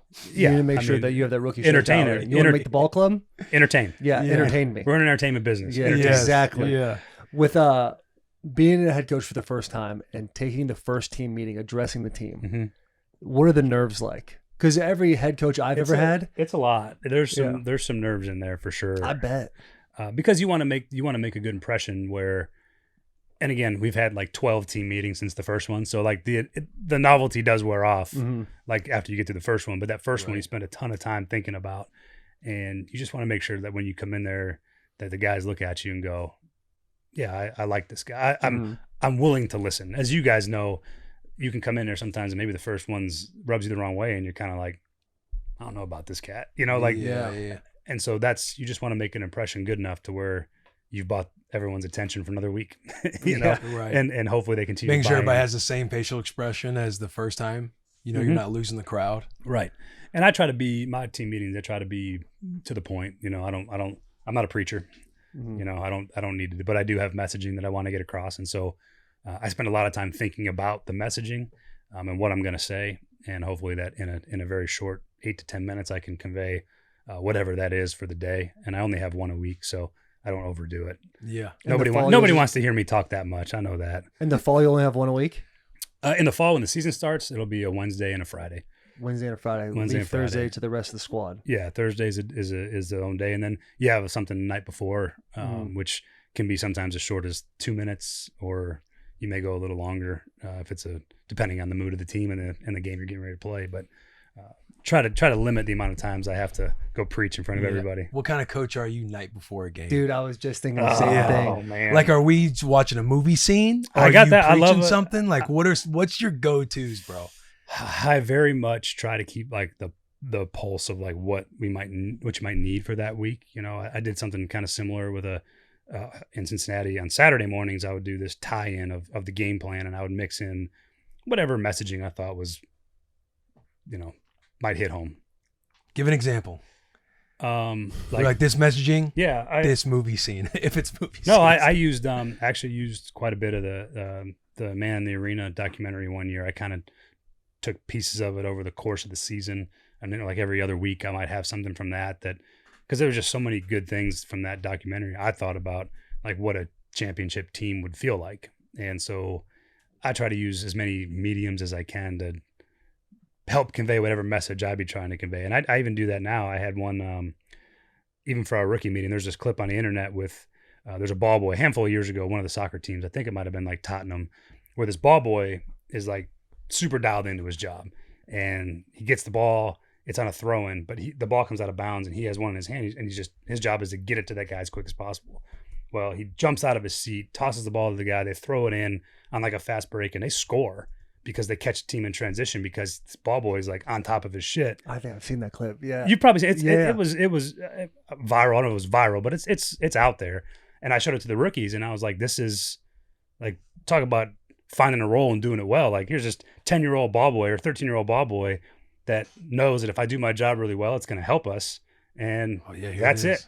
Don't they bring him to the locker room after this? Yeah, right? they bring him They out. give him like a jersey. Yeah, and so like things like Isn't that. nuts? It's wild. It was. I mean, it's and then the manager goes over. Like, look at how fast he in the transition, right? Ball's in his hand. He's running. They're on sides, and then he ends up with hitting him in transition for a score. And like, I think it was a huge game too. So then the manager's dapping him up and like things like that. If I can, anything I can find, I use quotes from guys in the NBA. I've used Steph Curry, anything that reinforces the message. Yeah. And like I showed the rookies that, and it was like, look, man, find whatever your role is, whatever's asked of you, like make it the most important thing. And if you have a chance to make a play, then you make the play. That's how you get recognized. And so it was stuff like that. Yeah. I can fire and brimstone it pretty good when I want to, but I try to save those in my back pocket Fire and brimstone, brother. for a rainy day. for when you really need it. When you talk about playing the Tennessee Titans, how like it was effort, toughness, and they were very well coached. Yes. What are the core values you're seeking to bring in with the Tennessee Titans with this new wave? Just in terms of like what I want our team to look Yeah, like. the things you're going to preach. Like usually a lot of times like coaches have like, these are 3 things that we are going to be built on as our foundation as a team. Like as you being the head coach of the Tennessee Titans, like what are those 3 pillars or however many pillars? Yeah, there's a little bit of nuance to it, but the main one is we have 3 C's, and it's character, communication, and connected team. And like those are the 3 things that I think matter the most. Is the character guys. Are they coachable? Are they dependable? are they positive? You know what I mean? Are those the guys you want to be around as a teammate? And then when you talk about the communication part, like the best teams in the league are great communicators, verbal, visual, especially up front. I use that example all the time. It's like, you got to pick up blitzes on third down to win in the NFL, and you got to be on the same page. And sometimes it's loud as shit on the road and you're on a silent count. And how do we get the calls communicated? How great are we communicating? It also falls into the off the field part too. Like when something's going on, make sure we're communicating. If you're going to be late to, hey coach, I'm gonna be late to the team meeting, and you called me at 7:30, that's good communication. If the meeting's at 8, like, I got an issue, I need help taking care of it. Right, we can work through that. If you tell me at 8:05 after you show up that you had a car issue, that's bad communication. That's a fine. That's a fine. Yeah. So that's what we're looking not to do that. So Yeah. Those 3 C's, and the last one I think I've kind of touched on is the being a connected team and being a part of something that's bigger than yourself. Like again, everybody's got money, everybody's got players. There's talent in the league. Every game comes down to one possession most of the time. And what's the separator? And to me, it's the teams that when you look at them, you feel it when they play. You're like, man, those dudes are playing for each other. Like you feel it. And you guys have been on those teams. You played against those teams. You're like, damn, these guys are on top of it. And you feel it from their sideline. You feel it from the energy when they make a play. Like those are the things that you want to see. And I think the football part's a prerequisite. Like you got to be able to be detailed and have discipline. That stuff that's like not negotiable. That's expected. These are those things, the character, the communication, and being a connected team are things that I think make the difference when all that other stuff is equal. That's awesome. I love that. We talked about the gunslingers with Stafford, Manning, Levis, and Burrow, but I don't want to go on. I don't want to not bring up Browning last year getting thrown into the fire in a very high pressure situation. Yeah, talk about him a little bit, because I feel like it's like when that happened, it's like, well, the Bengals, they're out of it. Yeah, but you guys, obviously you didn't. We didn't win panic. the Super Bowl or anything. Yeah, there was like zero panic. We were in it. We had a you shot guys to were make in it right there until the end. Like talk about Browning a little bit. Man, what a story, really. I mean, we stole him off the practice squad before we played Minnesota in 2021, and we brought him in to ultimately sort of flush him for information. They cut their quarterback loose. Let's bring him. Yeah, waterboard him, get him out of there. And he came in and we were like, oh, really? This guy I think is, we liked his tape, and obviously we didn't bring him in just for that. We thought he was a good player, but that's just how the league works. You cut guys loose, and we playing in week 1, so we signed him, and then he comes in, he starts like, wow, this guy's really smart, and then he's a little bit undersized, and he doesn't look, he's not like a outwardly great looking athlete, and you're like, all right, can this guy play at all? And we weren't sure, and he starts practicing, and you're like, does some things that you like. He can play on time, he can process. And so we just sort of kept him, and he developed, and he did a really nice job. And he was with us for, I think, 2.5 years up to the chance to play. And he never really got to play. He played a little bit in the preseason. And it was like, all right, well, Jake's going to play. Let's see what the guy's got. But we felt really confident that he would perform well because he works his ass off. He studies like crazy. And then when you look back at his career, he started for 4 years at Washington. They went to a Rose Bowl. Like, he was a good college football player. Yeah. And he's got all of the makeup that would make you a good player in the NFL. And he went out there, man, and he played awesome in a situation where it's hard to play. Like, the franchise quarterback gets hurt, and like everybody's spirits are down. All of a sudden, Jake goes out there, and guys were like, oh, fuck yeah, we can do this. You know what I mean? Like, we're not out of it. Yeah, we're not out of it. Let's go. And he brought some life back into the team. And I give him a ton of credit because he was really open about what was good and what was bad. Like, hey, don't call that play. I don't like this play. Here's the things that I need to play. Like, he was very vocal about what he felt like he could succeed with. And that ton of credit goes to him because you know how when you're in a position as a player, like, you're like, oh, if I say this, they might tell me they can't. No, you won't do it. You're afraid to say something. You want to be a yes man in a lot of ways. you just want to do what's asked of you. Right. And he goes in the first Pittsburgh game, and we were kind of like, are you sure you feel good about this? And he's like, yeah, just call the game how you called it for Joe. I'll operate. I'll play well. And he didn't. And he came back the next week and was like, don't call this. Don't call this. Don't call this. Call these things. Give me more pure progression. Give me a chance to work through a read. Find me some things. And he was like, all of a sudden it was like, oh, thank you. This is what we need from you, and we'll do whatever it is you need to do to feel like you can play well. And so, ton of credit to him for being able to say that. But he went out there and showed that he is a legitimate quarterback in the NFL. And when I got the job, he was joking. He's like, it's kind of messed up. He's like, more guys have gotten head jobs when I've played. And he's like, do people think I'm that shitty that I play well enough and like it's now everyone's a great coach? And I'm like, I said, that's pretty backwards. I do agree, but that is hilarious, bro. Yeah. Because it was almost like, when you get hired, everybody, we're hyping everything else. It's like, I mean, Joe B went down and they were still contenders with Jake Browning, not like shitting on Jake, but you're like, everything can still. Just accidentally shitting on Jake the whole time. But inadvertently you do. Yeah. So we laughed about it, but I do think he deserves a ton of credit for how well he played. He's kind of a self-made. I mean, he's worked his tail off to get in position to when you get that opportunity to go play well. And he's going to play in the NFL for a long time because of it. And no question. I love the dude. I think he's outstanding. He's got a great personality. And I was really happy for him that he had a chance to show his talents like that. And he was open and honest enough with us to help us put him in position. And that's ultimately our job. Yeah. That's so awesome. Yeah. Yeah. But he's a good football player. Yeah. Yeah. Find him on the Titans someday. Who knows? He's an option. He's got you never might know. be an option. He's I think he's under contract for like another a year or two, 2 years I think for yeah. You're very aware. I Yeah. mean, So you're saying there's quarterback controversy in Cincinnati right now? Is that what you're getting at? You know what? Absolutely. Yeah. Big debates. Clip Not it, sure boys. who's going to be. Not sure who it's going to be. Might be Jake. Might be Joe. Who knows? Who knows? It's only time will tell in Yeah. that.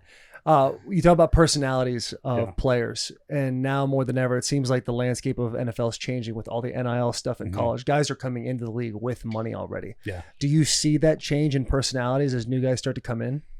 Yeah, you do. It's different. I mean, it is a little bit different. Now, let's not pretend like guys weren't coming in the league with money before. Right. Not at UCLA, obviously. Not at UCLA. No. Definitely not in Nebraska. Certainly not there. And maybe not in Nebraska either. But unless but Michigan, I don't know. I feel like that's I wish. Yeah. I wish we had that SEC treatment. I got a free meal once. I bring it up all the time. One time. I got a free meal one time, and that fired me up. You get like $100 handshake somewhere? No, never. I never got offered a dime, and it bugs me because I would love the opportunity to take somebody's money. Yes, I would have probably taken it. I'd ever hear about is they just put money like on a turnover on the sideline. You hear about Coach Beck, I got 1,000, and then another coach would match it, and then fucking in college, and then Sue would get it, and it's like, oh, all right. Yeah, because Sue was getting paid. You know something was happening. But Stafford, I heard stories about him being at Georgia and there'd be $500,000 in his mailbox for him to stay for another year. Stafford? Yes. I mean, those are all you hear those stories all the time. Stafford went to Georgia, right? Yeah. Because I get him and Bradford mixed up sometimes. So if you had to guess, would you think that's true? I mean, I think talking to him about it, but we won't. Dude, it's 100% true. I think some of it gets they're probably like fishing stories. Like the fish gets bigger as the years go by. Yeah, it's probably like 20 grand. I think there's probably some of that. Sounds but crazy. Yeah. I'm sure they're not made up. Like I'm sure those stories all happened pretty regularly, I would imagine. Question. But the kids coming in now, I mean, it's a different style. Like they've already been paid, so this isn't the first time they've had money. And I think that part is unique, that the money thing isn't new. But what is new for them is that now they can't transfer and they are under contract. And I think that's a different mindset for them. Like they're used to being able to kind of freely move, wherever they want in college football, transfer 2-3 times. And nothing wrong with transferring, but it's a different mindset. Like when things are hard in the NFL, you're under contract and you're either going to get cut or you're going to figure it out. And I think that's where it changes for guys, is that they're not used to that binding agreement that doesn't really exist in college football anymore. And that they have to play well to get money. Like that's the other guys part. In the NFL, they come up and ask for trades all the time. Yeah. Your boy in Cincinnati, Hendrickson. He said he wasn't getting paid enough. You airing him out? Hendrickson? Yeah. I mean, it's news that he asked for a trade. I'm just saying. It is that is public knowledge. Yeah. Not airing the boy out. Yeah. But you are contractually obligated, Trey. You probably should think about that a little bit. But I think that is the difference, though, is that there's no, like, when I do like there's a resilience factor to maybe how some of these kids have come up in college, where the minute they don't like something, they leave. And the adjustment period comes when they get to the NFL, and it's like, well, I don't like this. And it's like, sorry, Yeah. like you don't have a choice. Like, so that part I think is where it changes. The money part I don't think has changed kids, other than they just have more experience with money. And so you're not as concerned about maybe some of the things that a kid for the first time getting money. Some of these kids have been making money for 4 years. Right. Yeah. Been paying Right. taxes, and I mean, like, it's They not underst- new for them. Yeah, it almost might be a good thing actually if they're making Yeah. a little bit of money in college. Yeah, especially some of the guys that are getting big money. You know, they're used to getting big money, and they're Mhm. probably getting big money because they're good players, and so they likely are going to get pretty good money when they get to the NFL by Yeah. their draft position. So And hopefully have like the right teams kind of already kind of building and structured around themselves to Yeah. make it an easy transition. you would hope. I think Yeah. there's a little bit of a there's probably some predatory opportunities out there for guys, and some of these guys in college that don't know anything. And when you're talking about putting people around you, you just Yeah. hope that they're making good decisions with it. Yeah. Gotta have a team. Yes, you do. Gotta have a team that checks everybody. Yeah. Derrick Henry. Yeah. Longtime Titan. Gonna be obviously in the Ring of Honor eventually. No doubt. Was there a conversation with you and Rand Yeah. to try to reach out and say, Yeah. hey, let's do this one more year? They had touched base. You know, Rand had a relationship with him, obviously being there for a year, and they went back and forth on what the money would look like. And we just knew we had the holes that we had to fill. The money would be allocated initially elsewhere. Mhm. And the running back market went pretty good. I mean, there's some guys that got paid. It was higher money than I think maybe we had projected to start across the league for the running back position. And that's good for those guys. That's great. And so when you get into those positions where, you know, we're trying to fill multiple holes in a free agency period, it's like, where do you want to allocate the money and how do you want to spend it? Mhm. And I think that I would have been absolutely open to Derrick coming back. I think it felt like Derrick was ready for something new. And then the money part, when it happened, those conversations go back and forth. And Yeah. ultimately it was, for both parties, probably the best decision at the end of the day for him and for us. But I mean, he was the Tennessee Titans for the better part of the last 6 years, probably 7 years, man. where, I mean, that's what you thought. You thought of Tennessee, you thought of Derrick Henry, and I look forward to the day when his name gets to go up in that stadium, because he's earned that right Yeah. to be Yeah. up there with the greats. He's phenomenal. He's a stud, man. Yeah. Getting to hang out with you at the facility and asking if you'd come on the bus. We started to learn that you were a bit of a stoolie in your younger days. I was. Yeah. I was. Do Yeah. your boys know that you're on the bus? Did you hit the group chat up? You're like, hey. I didn't tell anybody yet. It was going to be. I got some my high school buddies will be pretty fired up. Let's Yeah? go. Yeah, that is Let's pretty go. fired up. That's awesome. Yeah, I feel like I was on the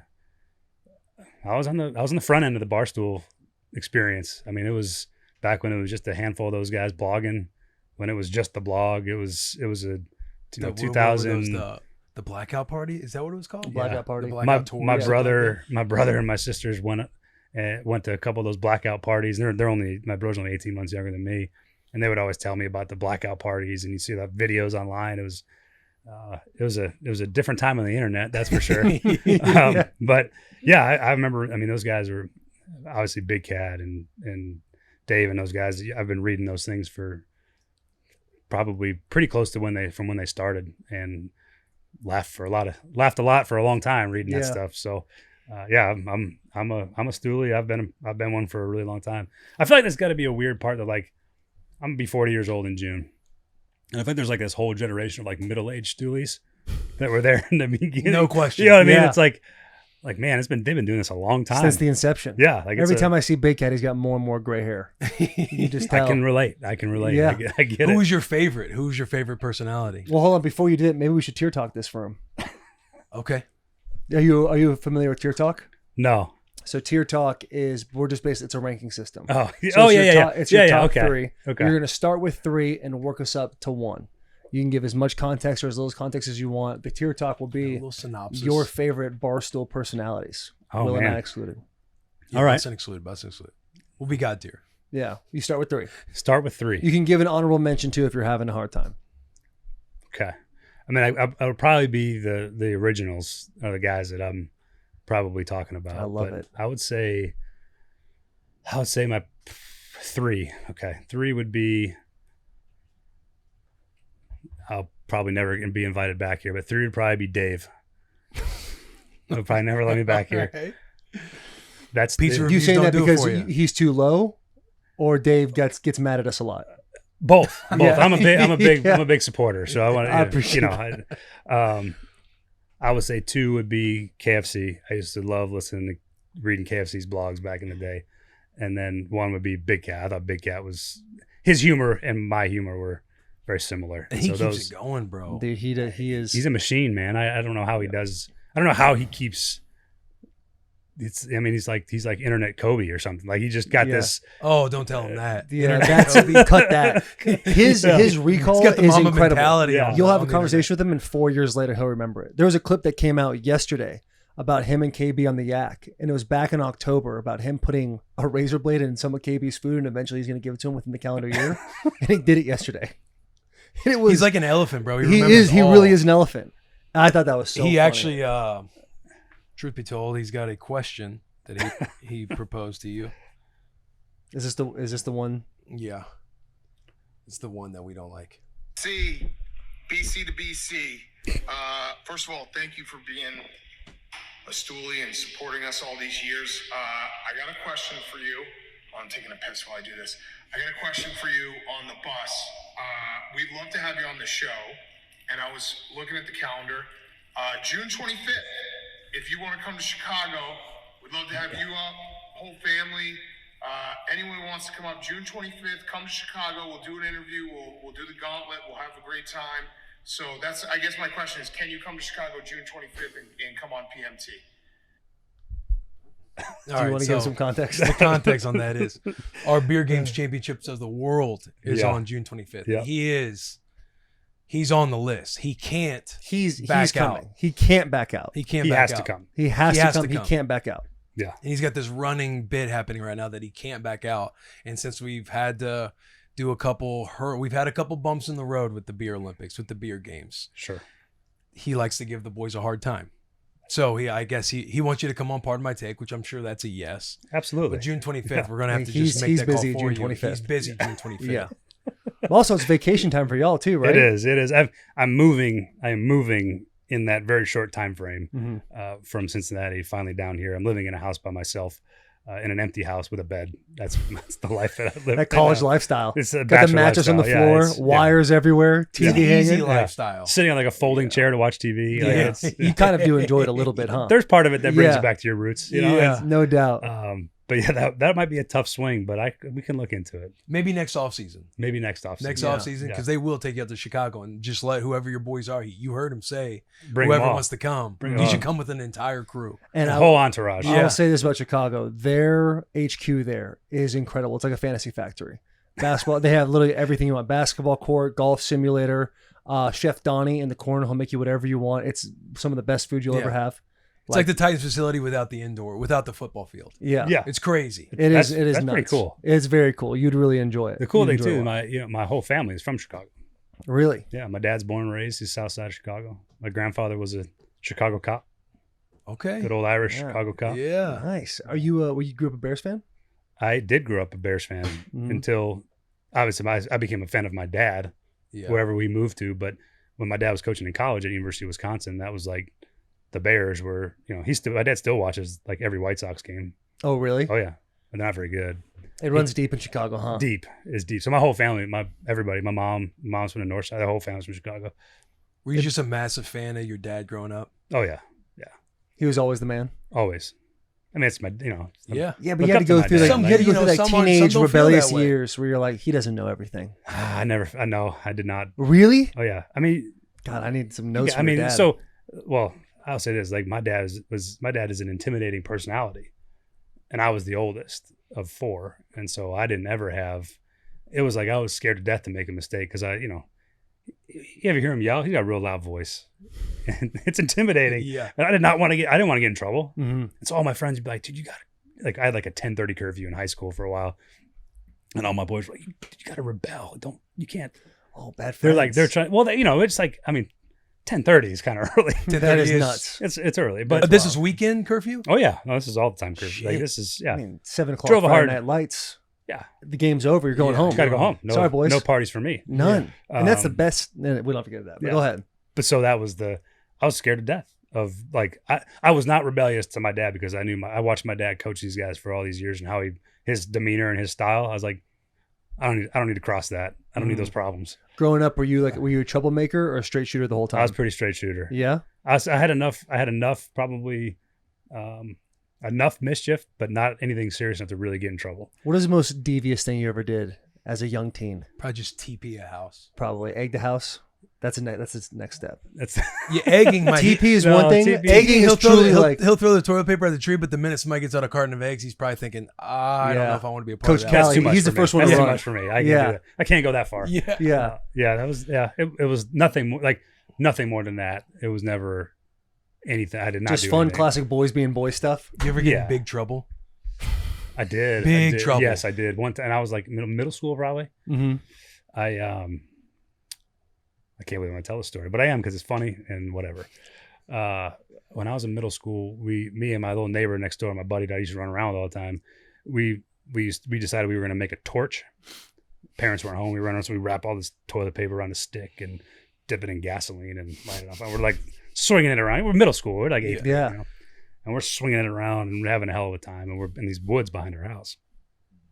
And we would try to be responsible. We had water. We put the torch in the water. You know, and I look out like an hour later, and my parents were home. I look out like an hour later, and the entire forest is on fire behind our house. It was like fire department. You committed arson. It's like flame. Yeah. Yeah. And we didn't mean to, obviously, Right. but it's like there's it's a patch of. It wasn't small. It wasn't like a whole fire, but those trees on. It was on fire. The fire department had to come and put it out. And but at the time my parents weren't home. I was there, but I was home by myself. And the fire department came, they put it out, and they left. And I was like, I'm in the clear. They're never gonna know. And so my buddy, whose parents were home, they saw it, and they put the clamps on him, and he cracked. No. Oh yeah, he cracked. He definitely Your cracked. boy cracked? Yeah. Did you ever talk with him after? Like, brother, you got it. Like, come on, man. How'd they get him to crack? I That's have so no easy idea. to deny. Because we were like relatively good kids. Like it wasn't like we weren't trying to do anything wrong. I think he was. Yeah.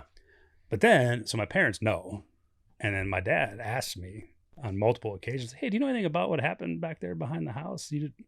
Nope, no idea. I lied to his face. And I thought I was getting away with it, and little did I know, I was just getting set up. He was just knew the whole stringing me time, along, yeah. just waiting. And that was the most mad I think I've ever seen him. Not because of what we did, but because I lied to him and he gave me ample opportunities to tell him the truth, and I just stuck with it. So he did it a few different occasions. Oh, Like yeah. maybe the first time he let it pass, like, Yeah. let's see if he thinks about it a little bit Yeah. more. Yeah. That his old man's That's a vet move. Yes. That is a vet move to set And so your kid up like when that. you wonder why I probably wouldn't rebel when I was in high school, I Yeah. saw that and I was like, nope, no thanks. No I don't need doubt. that. And I don't need those problems. That's a savvy dad move. Yeah. My dad would go out of town in high school, and he'd be like, "You're not allowed in the house. Like, go to your mom's house. You're not allowed in the house." And one time we had a party. Yeah. And I came home, and I was like, "You been in the house at all?" I was like, "No." But he set up like T-shirts and certain things in parts of the house. Like it looked like it was just a little bit dirty. Yeah. But he remembered every spot he put it in. So if it was moved at all when he got back, he know somebody was in the house. I folded. It was like 10 people at the house too. It wasn't even like a cool party. It was just a get together. It was a get just together. hang. It was a kickback, as Yeah, we called a it. kick- A nice little kickback. kickback. Yeah. But yeah, man, dads are good like that. Yeah. It's Billy so ever get you? Oh yeah. Yeah. Go ahead. A few different What's that first? different occasions. The one that comes to my mind, I think I've told it before, but my parents were out of town because my brother, I'm a junior in high school. So my brother, he's a sophomore, absolute stud wrestler. He was, my parents said that I had to wrestle that year or I'd be grounded all of winter. Good motivation. Yeah. That's They the said most my dad wild said it thing. helped me in football, which there is truth to wrestling helping in football. Yeah. But my brother had my first weekend like on the squad, and they were wrestling your boy JV Junior, and I thought it was so disrespectful. Well, My it is. brother, You shouldn't feel that way. my brother who's a sophomore, they traveled out to Kansas City for this wrestling tournament for the varsity team. And so I'm just back at the house by myself. So I throw a party, nice little banger. And I'm talking, it's Everclear. It's the cheapest of the cheap. Yeah, the good. most of the most. The plastic stuff. Yeah. And, it was rowdy to where basically I had to be on the bus at like 5:30 in the morning the next morning to go to the JV wrestling tournament. And we were up all night. And I mean, I was driven. We take somebody home, drop them off. They're puking in the driveway as we're dropping them off. I'm like, hey, you got to hurry. Like, we have to leave so I can make the bus. And I'm still sauced from the night. And we're riding up. I'm trying to like get some sleep. It's like an 1.5-hour bus ride. And then I start texting the boys like, I didn't clean anything up. And my parents are going to get home before our bus gets back from the tournament. So just terrible planning on my part. So I'm texting like Logan and John and the boys to like clean it up. And they did their absolute best. They got some stuff messed up, but they did what they could to clean up the place. Well, I get back, by the way, won the JV wrestling tournament, did not get scored on. Hungover, sick, just destroyed. But I get back and, dude, my mom finds this. There's a condom sitting out on the end table that was being played with because 40-year-old virgin had came out and he was playing Aquaman on his hand with the condom. And my boy was doing that. I mean, there was girls over and there's fun to be had, but that particular loss that we took was one that shouldn't have even been taken. Yeah. You know what I mean? And it was not fun. It was not fun. My dad was one of those where it was like the same thing. I never wanted to be in trouble by my parents. And I remember again another night where we got caught drinking and partying and stuff, and my parents came over, and Logan, my buddy, he's like my best friend, and his mom, we're pulling in the driveway, and she's like, you guys want to have a fucking party, boys? We'll have a party, and just sit down on the grass. We're all like lined up, sitting down like, you know, Indian style, and all your parents are coming over. We got you, motherfuckers, type of thing.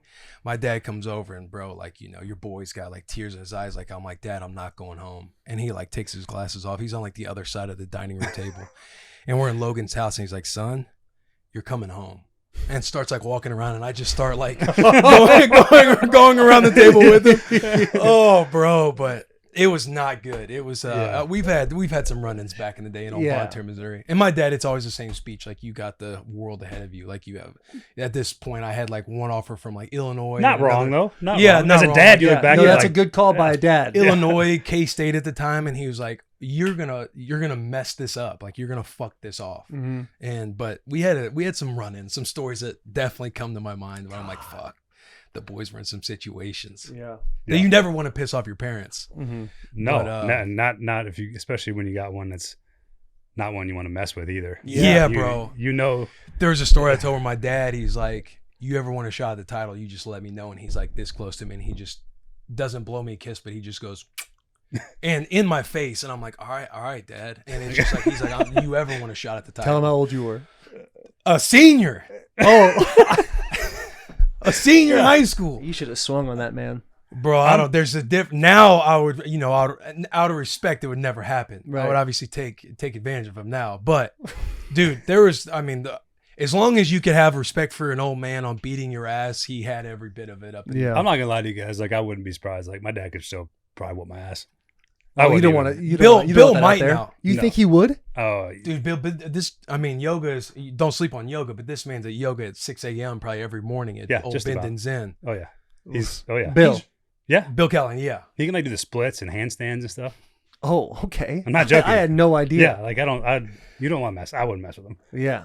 I wouldn't want to shot. That's the thing, too. I don't need a shot at that title. Yeah, you don't want a shot at the title. You're good. That's the thing, too, with like Bill. Like, you know, he carries this intimidating demeanor, but you know when he's saying something to you, he has your respect because you know in his world he's putting in all of that work, not just in studying, but in lifestyle with the yoga and watching him prep all the way up until kickoff, like laying on his back and just like studying his notebook and writing down final notes. And he is the man. Like, I've always had a lot of respect for Bill. I appreciate it. Glad you never had to partake in his individual drills, but you didn't always loved to watch. To hit the sled. Yeah. Always loved appreciating him. What was it? What's the name of the sled? Bertha and Olga. Olga. Yeah. God. Did he create those?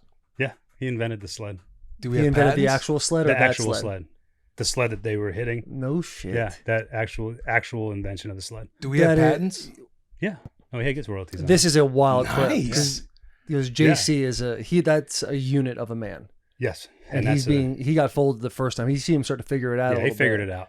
There's no way anyone ever does good on that the first time. Never. No. And that's why my dad's laughing at him because he bet him. JC's like, no, I got it. I'll get it. I'll move. And my dad's like, okay. Just hands in his pockets. Yeah.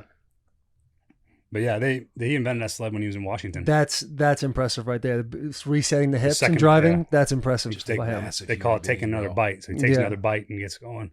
But that sled, he worked with Ray Crowther, the company, and they sort of developed it together,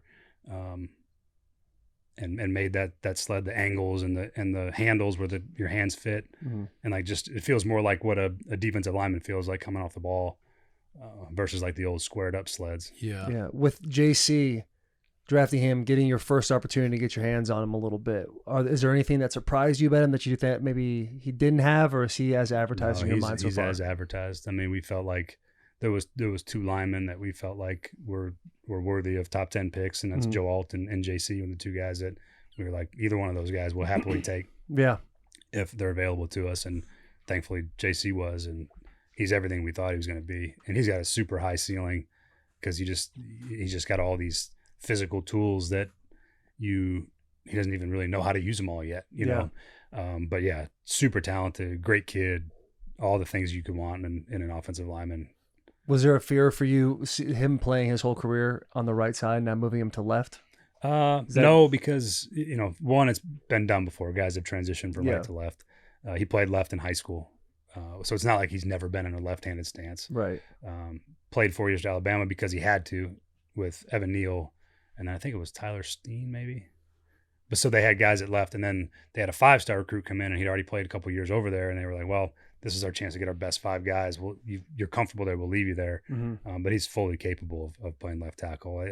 I think he's probably comparable to like what Tyron Smith was. As Tyron came out as a right tackle, played right tackle for a year in the league, and then they moved him to left in that transition. Obviously, that worked out great for him and for them. He just did it with Jedrick Wills in Cleveland.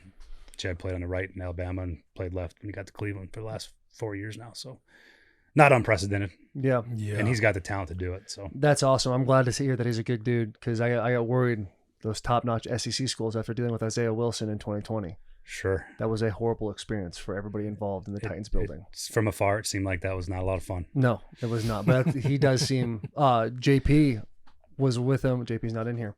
JP was with him at IMG, and he says he's an awesome guy. He was an awesome great. dude. Yeah. And IMG too Academy. They have like leadership. They have like mindset Football classes. factory. It's a football it's factory. it's a sports factory. Yeah. We got to talk to Tyler Booker, who was at Alabama with him, and the way he was talking about mindset and meditation and all that, it was like eye-opening to see that this young cat has all these tools already. Yeah. And it's because of IMG. Yeah. I mean, he was the number 1 recruit. It's not like he's the number 1 recruit in the country. He goes to Alabama. It's like he's known nothing but success. Yeah. And sometimes there's something to that. I think it was cool though. The other day after the first practice, he struggles with the sled, and it's kind of made him mad. Like he's a little bit disappointed he couldn't do it the right way right away. And so it's like 5 o'clock. They had the rookie mini camp in the morning. This was on Friday. They practice in the morning and they're done. And like about 5 o'clock, I'm sitting in my office and I look outside, and JC's out there like running 100-yard sprints. And then he's like moseying down to where the sled's at, and all of a sudden he starts hitting it. So he's by himself. And all of a sudden I walk next door. I'm like, Rand, should I stop him? He's like, I'll let him go for a minute and just let him do his thing. And but he's out there in the afternoon, mad that he didn't do well enough, and he's out there working again. I'm like, that's when you're like, okay, this is the right makeup. Like this guy's that's juicy, man. Yeah. As a head coach, you got to look at that and be like, that's the guy we just drafted. That's an awesome. Unbelievable feeling. That's awesome. But then there's also the flip side of it is like, dude, you're gonna get plenty of work. You might just want to take the recovery when you get it. You know? No doubt. No doubt. But what a good first impression to But make. yeah, I mean, it was that goes a long way. And then it was every day after that where he'd be out. Like it's like part of his routine. And when you see a young player, it's got some routine where it's like, I need to go do this, and this in the afternoon because that helps me get ready for the next, whatever it is. At least there's some thought process behind it. And you're like, yeah, man, that'll do. You're going to be all right. Yeah, that's got to awesome, fire up Titans fans so much. Yeah. We have 2 massive Titan fans sitting on this bus right now. Jack McPherson and Garrett Hargis. They've been Titans fans since the beginning. Boys, do you have any questions for Coach Callie? Yeah, I do. Jack McPherson, how's it going? Nice to meet you, Jack. Lifelong Titan fan, super excited to have you here on the bus and behind the reins for the Titans. My question, with the significant upgrades we've gotten in the wide receiver room recently, what is your plan regarding Treylon Burks with him only having 1 TD in 22 games? Yeah, I know you've been asked this before in the media, but would love to hear it firsthand from you. Sure, I think that's Good question, Jack. that's a topic of conversation these days. I'll tell you this: I only know what I've seen of him. Obviously, I know what precedes him just because I've watched it and I understand it. But from what we see on a day-to-day basis with Trey, he's been phenomenal. Like his work ethic, the things that he's done, does everything we've asked. He's got unbelievable physical talent, and it's a personal challenge to me and to our staff is how do we find the best role for Trey to come help us? Like I think he can be a good player. I do think guys get in these situations sometimes. For example, you know they trade AJ and they draft him. There's this intense amount of pressure on him to be AJ or to replace AJ. And I think that wears on guys sometimes when it doesn't go well to start. And it's hard to be a really good player at receiver as a rookie. I think it's hard. I think it's a difficult task. And so for him, there might have been a compounding factors of all that pressure he felt. And then to be able to go play fast and play aggressive and be free of that, I think is hard. So what I'm hopeful for is that the addition of these veteran players that we have in here, a new lease for him in terms of all I know is what he's shown me, and I don't make any judgments on what's happened before. And that opportunity to reinvent yourself in a sense, I think is going to be really good for him. And I've been impressed with what he's done so far, and I think he can play, but it's like a personal challenge for me to find a place for him to have some success because he's got the talent and ability to do it. That's awesome. My second part question as well. What credentials do I need, or who do I need to talk to be able to be the 12th Titan and swing that sword of honor, put it in the middle of the field for a game? You know, I've not experienced this yet, so you might have to. It's okay. Is this like a? It's the first thing they do right before the coin toss, and Yeah. usually it's like an Eddie George or a Javon Curse. But what about Jack McPherson from Nashville, Tennessee, swinging that sword? Also, one request, again, you've never experienced this. We need to bring back Didn't even the get the second OG question answered. Pain Train video. Yes. This is something Okay, that well, The I need to- OG Pain Train video does have to come back. I don't know what happened, if it was a copyright issue, but there was an original video they played before every fourth quarter of every game, and it needs to come back. I know if there's any Titans fans listening, they're turning this up and going, come on, Callahan. All right, Callie, they're calling him Callie now. Callie, yeah. Okay, Yeah. couple things Callie. right here. Jack, while he's answering the credential part of that question, can you pull up the Pain Train video let me for see him? it. I like to see this. Jack is a guy, if you give him a reward at the end of a tunnel, he will work endlessly. Rich Eisen has not come on our show for almost 3 years now. Or almost 2 3 years, I think, too. And he was told if he tweets at Rich Eisen every day until he comes on the show, we will gift him a Chevy Silverado. We're at day, 3-something? No. Today was 692. Excuse me. See? 3 years and what's Yeah. 3 years, what's I got today, mixed 3 up. something? I got mixed up with this. This is the OG Pain Train video. Yeah, it's is this Terry? Is this like Terry Tate? Oh, yeah. Office linebacker. I used to love those commercials. You're gonna have to put on headphones, I believe, if you want to hear it. These ones. Go All ahead, put those on. This is great because they throw a little Johnny Cash in here. This is awesome. right, let me see this. Start it over, Jack.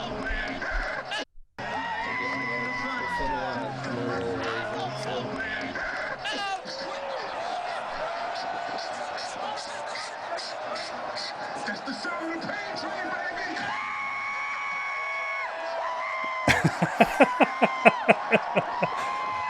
When did they stop playing this? Like 2 years ago? 2 years ago. Yeah, there's a version of it that's similar, but I think People are we saying bring ever that- since Lawan left we the bring building, that they couldn't OG play that video anymore. back. I'm not saying it, but we bring the OG video back. Titan Super Bowl 2024. Hang on. Well, I'll Twisted do question. some research on that. I gotta Okay. I gotta figure out why it went away in the first place. Does nobody know who That's the Terry Tate correct is one to anymore? do Because for- I played a Terry Twisted Tate video one time Don't for the let guys in this Cincinnati. talk All the players looked at me like, "Why Oh, did you show I us forget that?" he can hear me. I told him we had our twisted question. I said Right. that's the one you got to ask, and I said we can't let Mitch talk. Yeah, Mitch. Mitch is Mitch does better. our twisted questions, and it's been tough unless he has help with people in the DMs. Twisted Tea is a refreshing hard iced tea made with real brewed tea and 5% alcohol. Full of flavor and very refreshing, Twisted Tea goes down smooth with no carbonation, which makes it easy to drink all day long. Twisted Tea feels celebration of extreme fandom on game day. It is a perfect beverage for a game day, whether tailgating in a parking lot, watching at a bar, or watching with friends at home. Twisted Tea is there to turn up your game day. Keep it twisted. Grab a refreshing Twisted Tea today. First question: how many Super Bowls do the Tennessee Titans have? They don't have any. Right. They could have had one. Because in 2019, Mike Vrabel, the head coach of the Tennessee Titans, sat on this bus and said he would cut off his dick for a Super Bowl. Now that team starts off 2-4, ends up going to the. Fix your thing. Are you I was on a roll. You're good. I'm good? Yeah. You're good. It just cut out. That team starts off. I was trying to figure out where I was. That team starts off 2-4, ends up going to the AFC Championship game, beating and ending a Patriots dynasty in the wild card, and then taking down the 1-seed Baltimore Ravens with Lamar Jackson taking home his first MVP trophy. Before the Kansas City Chiefs game in Arrowhead Stadium, wearing the same uniforms, Mike Vrabel was asked, "You said you cut your dick off for a Super Bowl. Is that still the case?" To which he said, "It's a joke. We were up 10-0 in the first quarter, end up losing that game, and obviously not going to the Super Bowl." My twisted question for you, sir. Are you willing to cut your dick off for a Tennessee Titans Super Bowl? Got 2 kids? 2 beautiful children? I do. I might saw you not getting be done emotional. yet, so How I much don't know you- if I can. I don't know if I can commit to that part. I got young kids. I might Let need me ask another you one. this twisted question. Yeah. What are you willing to do for a Tennessee Titans Super Bowl? I'd be willing to do quite a bit. Would you take off a limb? Like a finger? Let's say whole hand. Like Ronnie Lott style? Let's say whole hand. Like, Whole- would you go Whole no? hand. Yeah. Your dominant hand My dominant hand for a Super Bowl. Yeah. For the Tennessee Titans? as the head coach. Yeah, that would be pretty sweet. Old man gets one. Yeah, that's Nashville. no doubt. Jack McPherson gets one. That's the most important. Most importantly. I would have Garrett Hargis gets one. Sorry, you didn't speak. I was wrapped up Would you around. take Yeah, off- you're right. I took all the Would you take off that dominant hand? that would be tough. That would be tough to offer up. But in fairness to the commitment, I could be, if that's what it meant, I would give it some consideration. That's not. This is a yes or no question. We're Are you busting willing with to, the boys. now that we've narrowed it down to a dominant hand, Yeah. would you cut off your right hand for a Tennessee Titans Super Bowl? I cannot cut off my right hand. Oh, Because now here's the problem. I get into that same situation again, and someone says, "I heard you would cut your hand off." Mhm. and then you And I ride would- that out. Yeah, you'd have to have some incredible commitment to the process. How about this? Yeah. But then you finally do it, and then you could be like, then you could. Well, afterwards, then you can back But the out. But then commitment to what's the fun in that? Right. take Two it off. options. I'm going to give you two options. This is Yeah. a classic locker room where a gun to your head. You have to choose one. Yeah. Would you rather, for a Titans Super Bowl, lose one testicle, or get a Bussin' with the Boys tramp stamp, championship 2024 tramp stamp on your low back? Oh, I'll do the tramp stamp. Yeah, I could do that. we got him, boys. Yeah. I did a tattoo for Took us a couple ways, but for we got Super there. Bowl. He said that a little too easy. Tramp stamp? Yeah. Yeah, no problem. He's actually Tattoo He right replaced this here. one. Yeah. Yeah. You can do it over the one I already got. Yeah. Yeah. Garrett, I did not give you opportunity to And ask a time out. He never got a chance to answer the to say if he was going to bring back Pain Train or Jack an opportunity to maybe one day swing the sword. Yeah, you told me to switch question. I was like, all right, we're getting right into it right now. That's my fault. I'm realizing where the Well, blame should be placed. I got to do the research on the video. Yeah, we The need pain more train? details on that because we. I don't know I'd never even heard of it. I didn't know. So let me. It plays in the fourth quarter, right? Yeah. Oh, is that what it was? Start of the fourth quarter. Like Renegade style in Pittsburgh. Like that's the yeah, I guess Yeah. so. like that's Yeah. the to kick off that fourth quarter. Mm, Yeah. I hear The that pain train a train. coming. Yeah, it's Folsom Prison. You know the Police. fans want to Yeah. maybe you ask questions. I can do Yeah. I can at least give you that. I'll look into it. Yeah, that's all I'm asking. Yeah. That's all I'm asking. How The about- sword, that- the that's sword, so the tight. sword's new for me too. I got to figure out what. Swords new. It may be the sword just so it's a little bit more enticing for y'all's demographic. Maybe we bring Will and Taylor ex-Titans out there too, and then they can help, and we can all as a team slam that sword in the ground. Yeah. We just both get on a knee and hand it to Jack. No doubt. Yeah. No doubt. That's exactly how Jack you and That's how Garrett, it should. Jack and That's Garrett hold it together and put it in the Bussin' ground. the Boys 12th man, and then just King Arthur. Yeah. I like that. Yeah. G, did you have anything? Yeah, I got a question. So with the additions to the weapons on offense and a unfortunate Titans fan base that can be fair weathered, what can the fan base look forward to this coming season? Well, I think that we're going to have we have a team of guys that are hungry to prove. I know the perception of us outside of our building is not high. I think we have a lot of people that don't think that we're going to be much. And I think that's where we want to be right now. And we have a chance to prove a lot of people, a lot of opinions wrong. I think we have a team that's made up to do it. We're going to play hard as hell. I think we're going to have fun playing together. I think you're going to see the energy and the connection amongst the team. And at the end of the day, the guys that we brought in, you pair them with the guys in the locker room, is we got some guys that play football a particular way. And that's, as Denard Wilson, our defense coordinator, says, we got some dogs. And he says DAWG. And that stands for disciplined assholes with grit. And I like that, but I think that's the image that, especially on defense too, with L'Jarius and Cheeto, adding them at corner, you add Big Sweat in there in the middle, and Sebastian Joseph Day, and you pair him with Jeffrey. I think there's some really cool things happening on defense that I'm really excited about. And so, again, I can't make predictions and promises and proclamations, but as far as the people and what the team looks like, I think it's gonna be a product that people are gonna be excited to come watch. Sweet. Show up to the games, people. Yeah, show up to the go. games. Yeah. I said it at my opening press conference. I said it, like, we need the city of Nashville and Titans fans. Like, we need them. We need the stadium to be a place that people come to and are like, oh man, I don't want to go play in Nashville.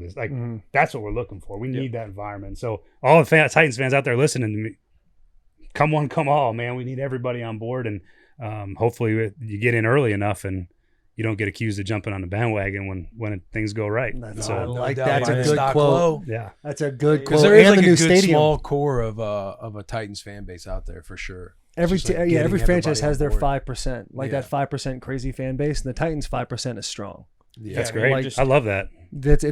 They're crazy people in the best way possible. That's what you need. That's what makes the NFL the NFL, Yeah, man. man, R.I.P. absolutely. Matt Neely, man. Yeah, R.I.P. Matt Neely. He was the one. Yeah, dude, thank you for coming on. This Thanks for having this me. is awesome. This is fun. I know. Yeah, I mean, an hour 40 with the head ball coach. Yeah, I love it. Grace I us hope with your Bill presence. listens. I can't promise you that he'll listen. Yeah, but I hope he does. Just know that I might have to say, hey, Will said he hope he listens to that. I think we can probably make that happen. Yeah. We do appreciate you coming on. We will be flying the Titans flag all season long. I love it. On this bus. I love We'll it. be supporting you the whole time. We appreciate you coming. Thank you. Appreciate that from you guys. And thanks for having me on, man. This was a Yeah, blast. bro. Appreciate Thank you. you. Enjoyed it. Subscribe, rate 5 stars, big hugs, 10 kisses.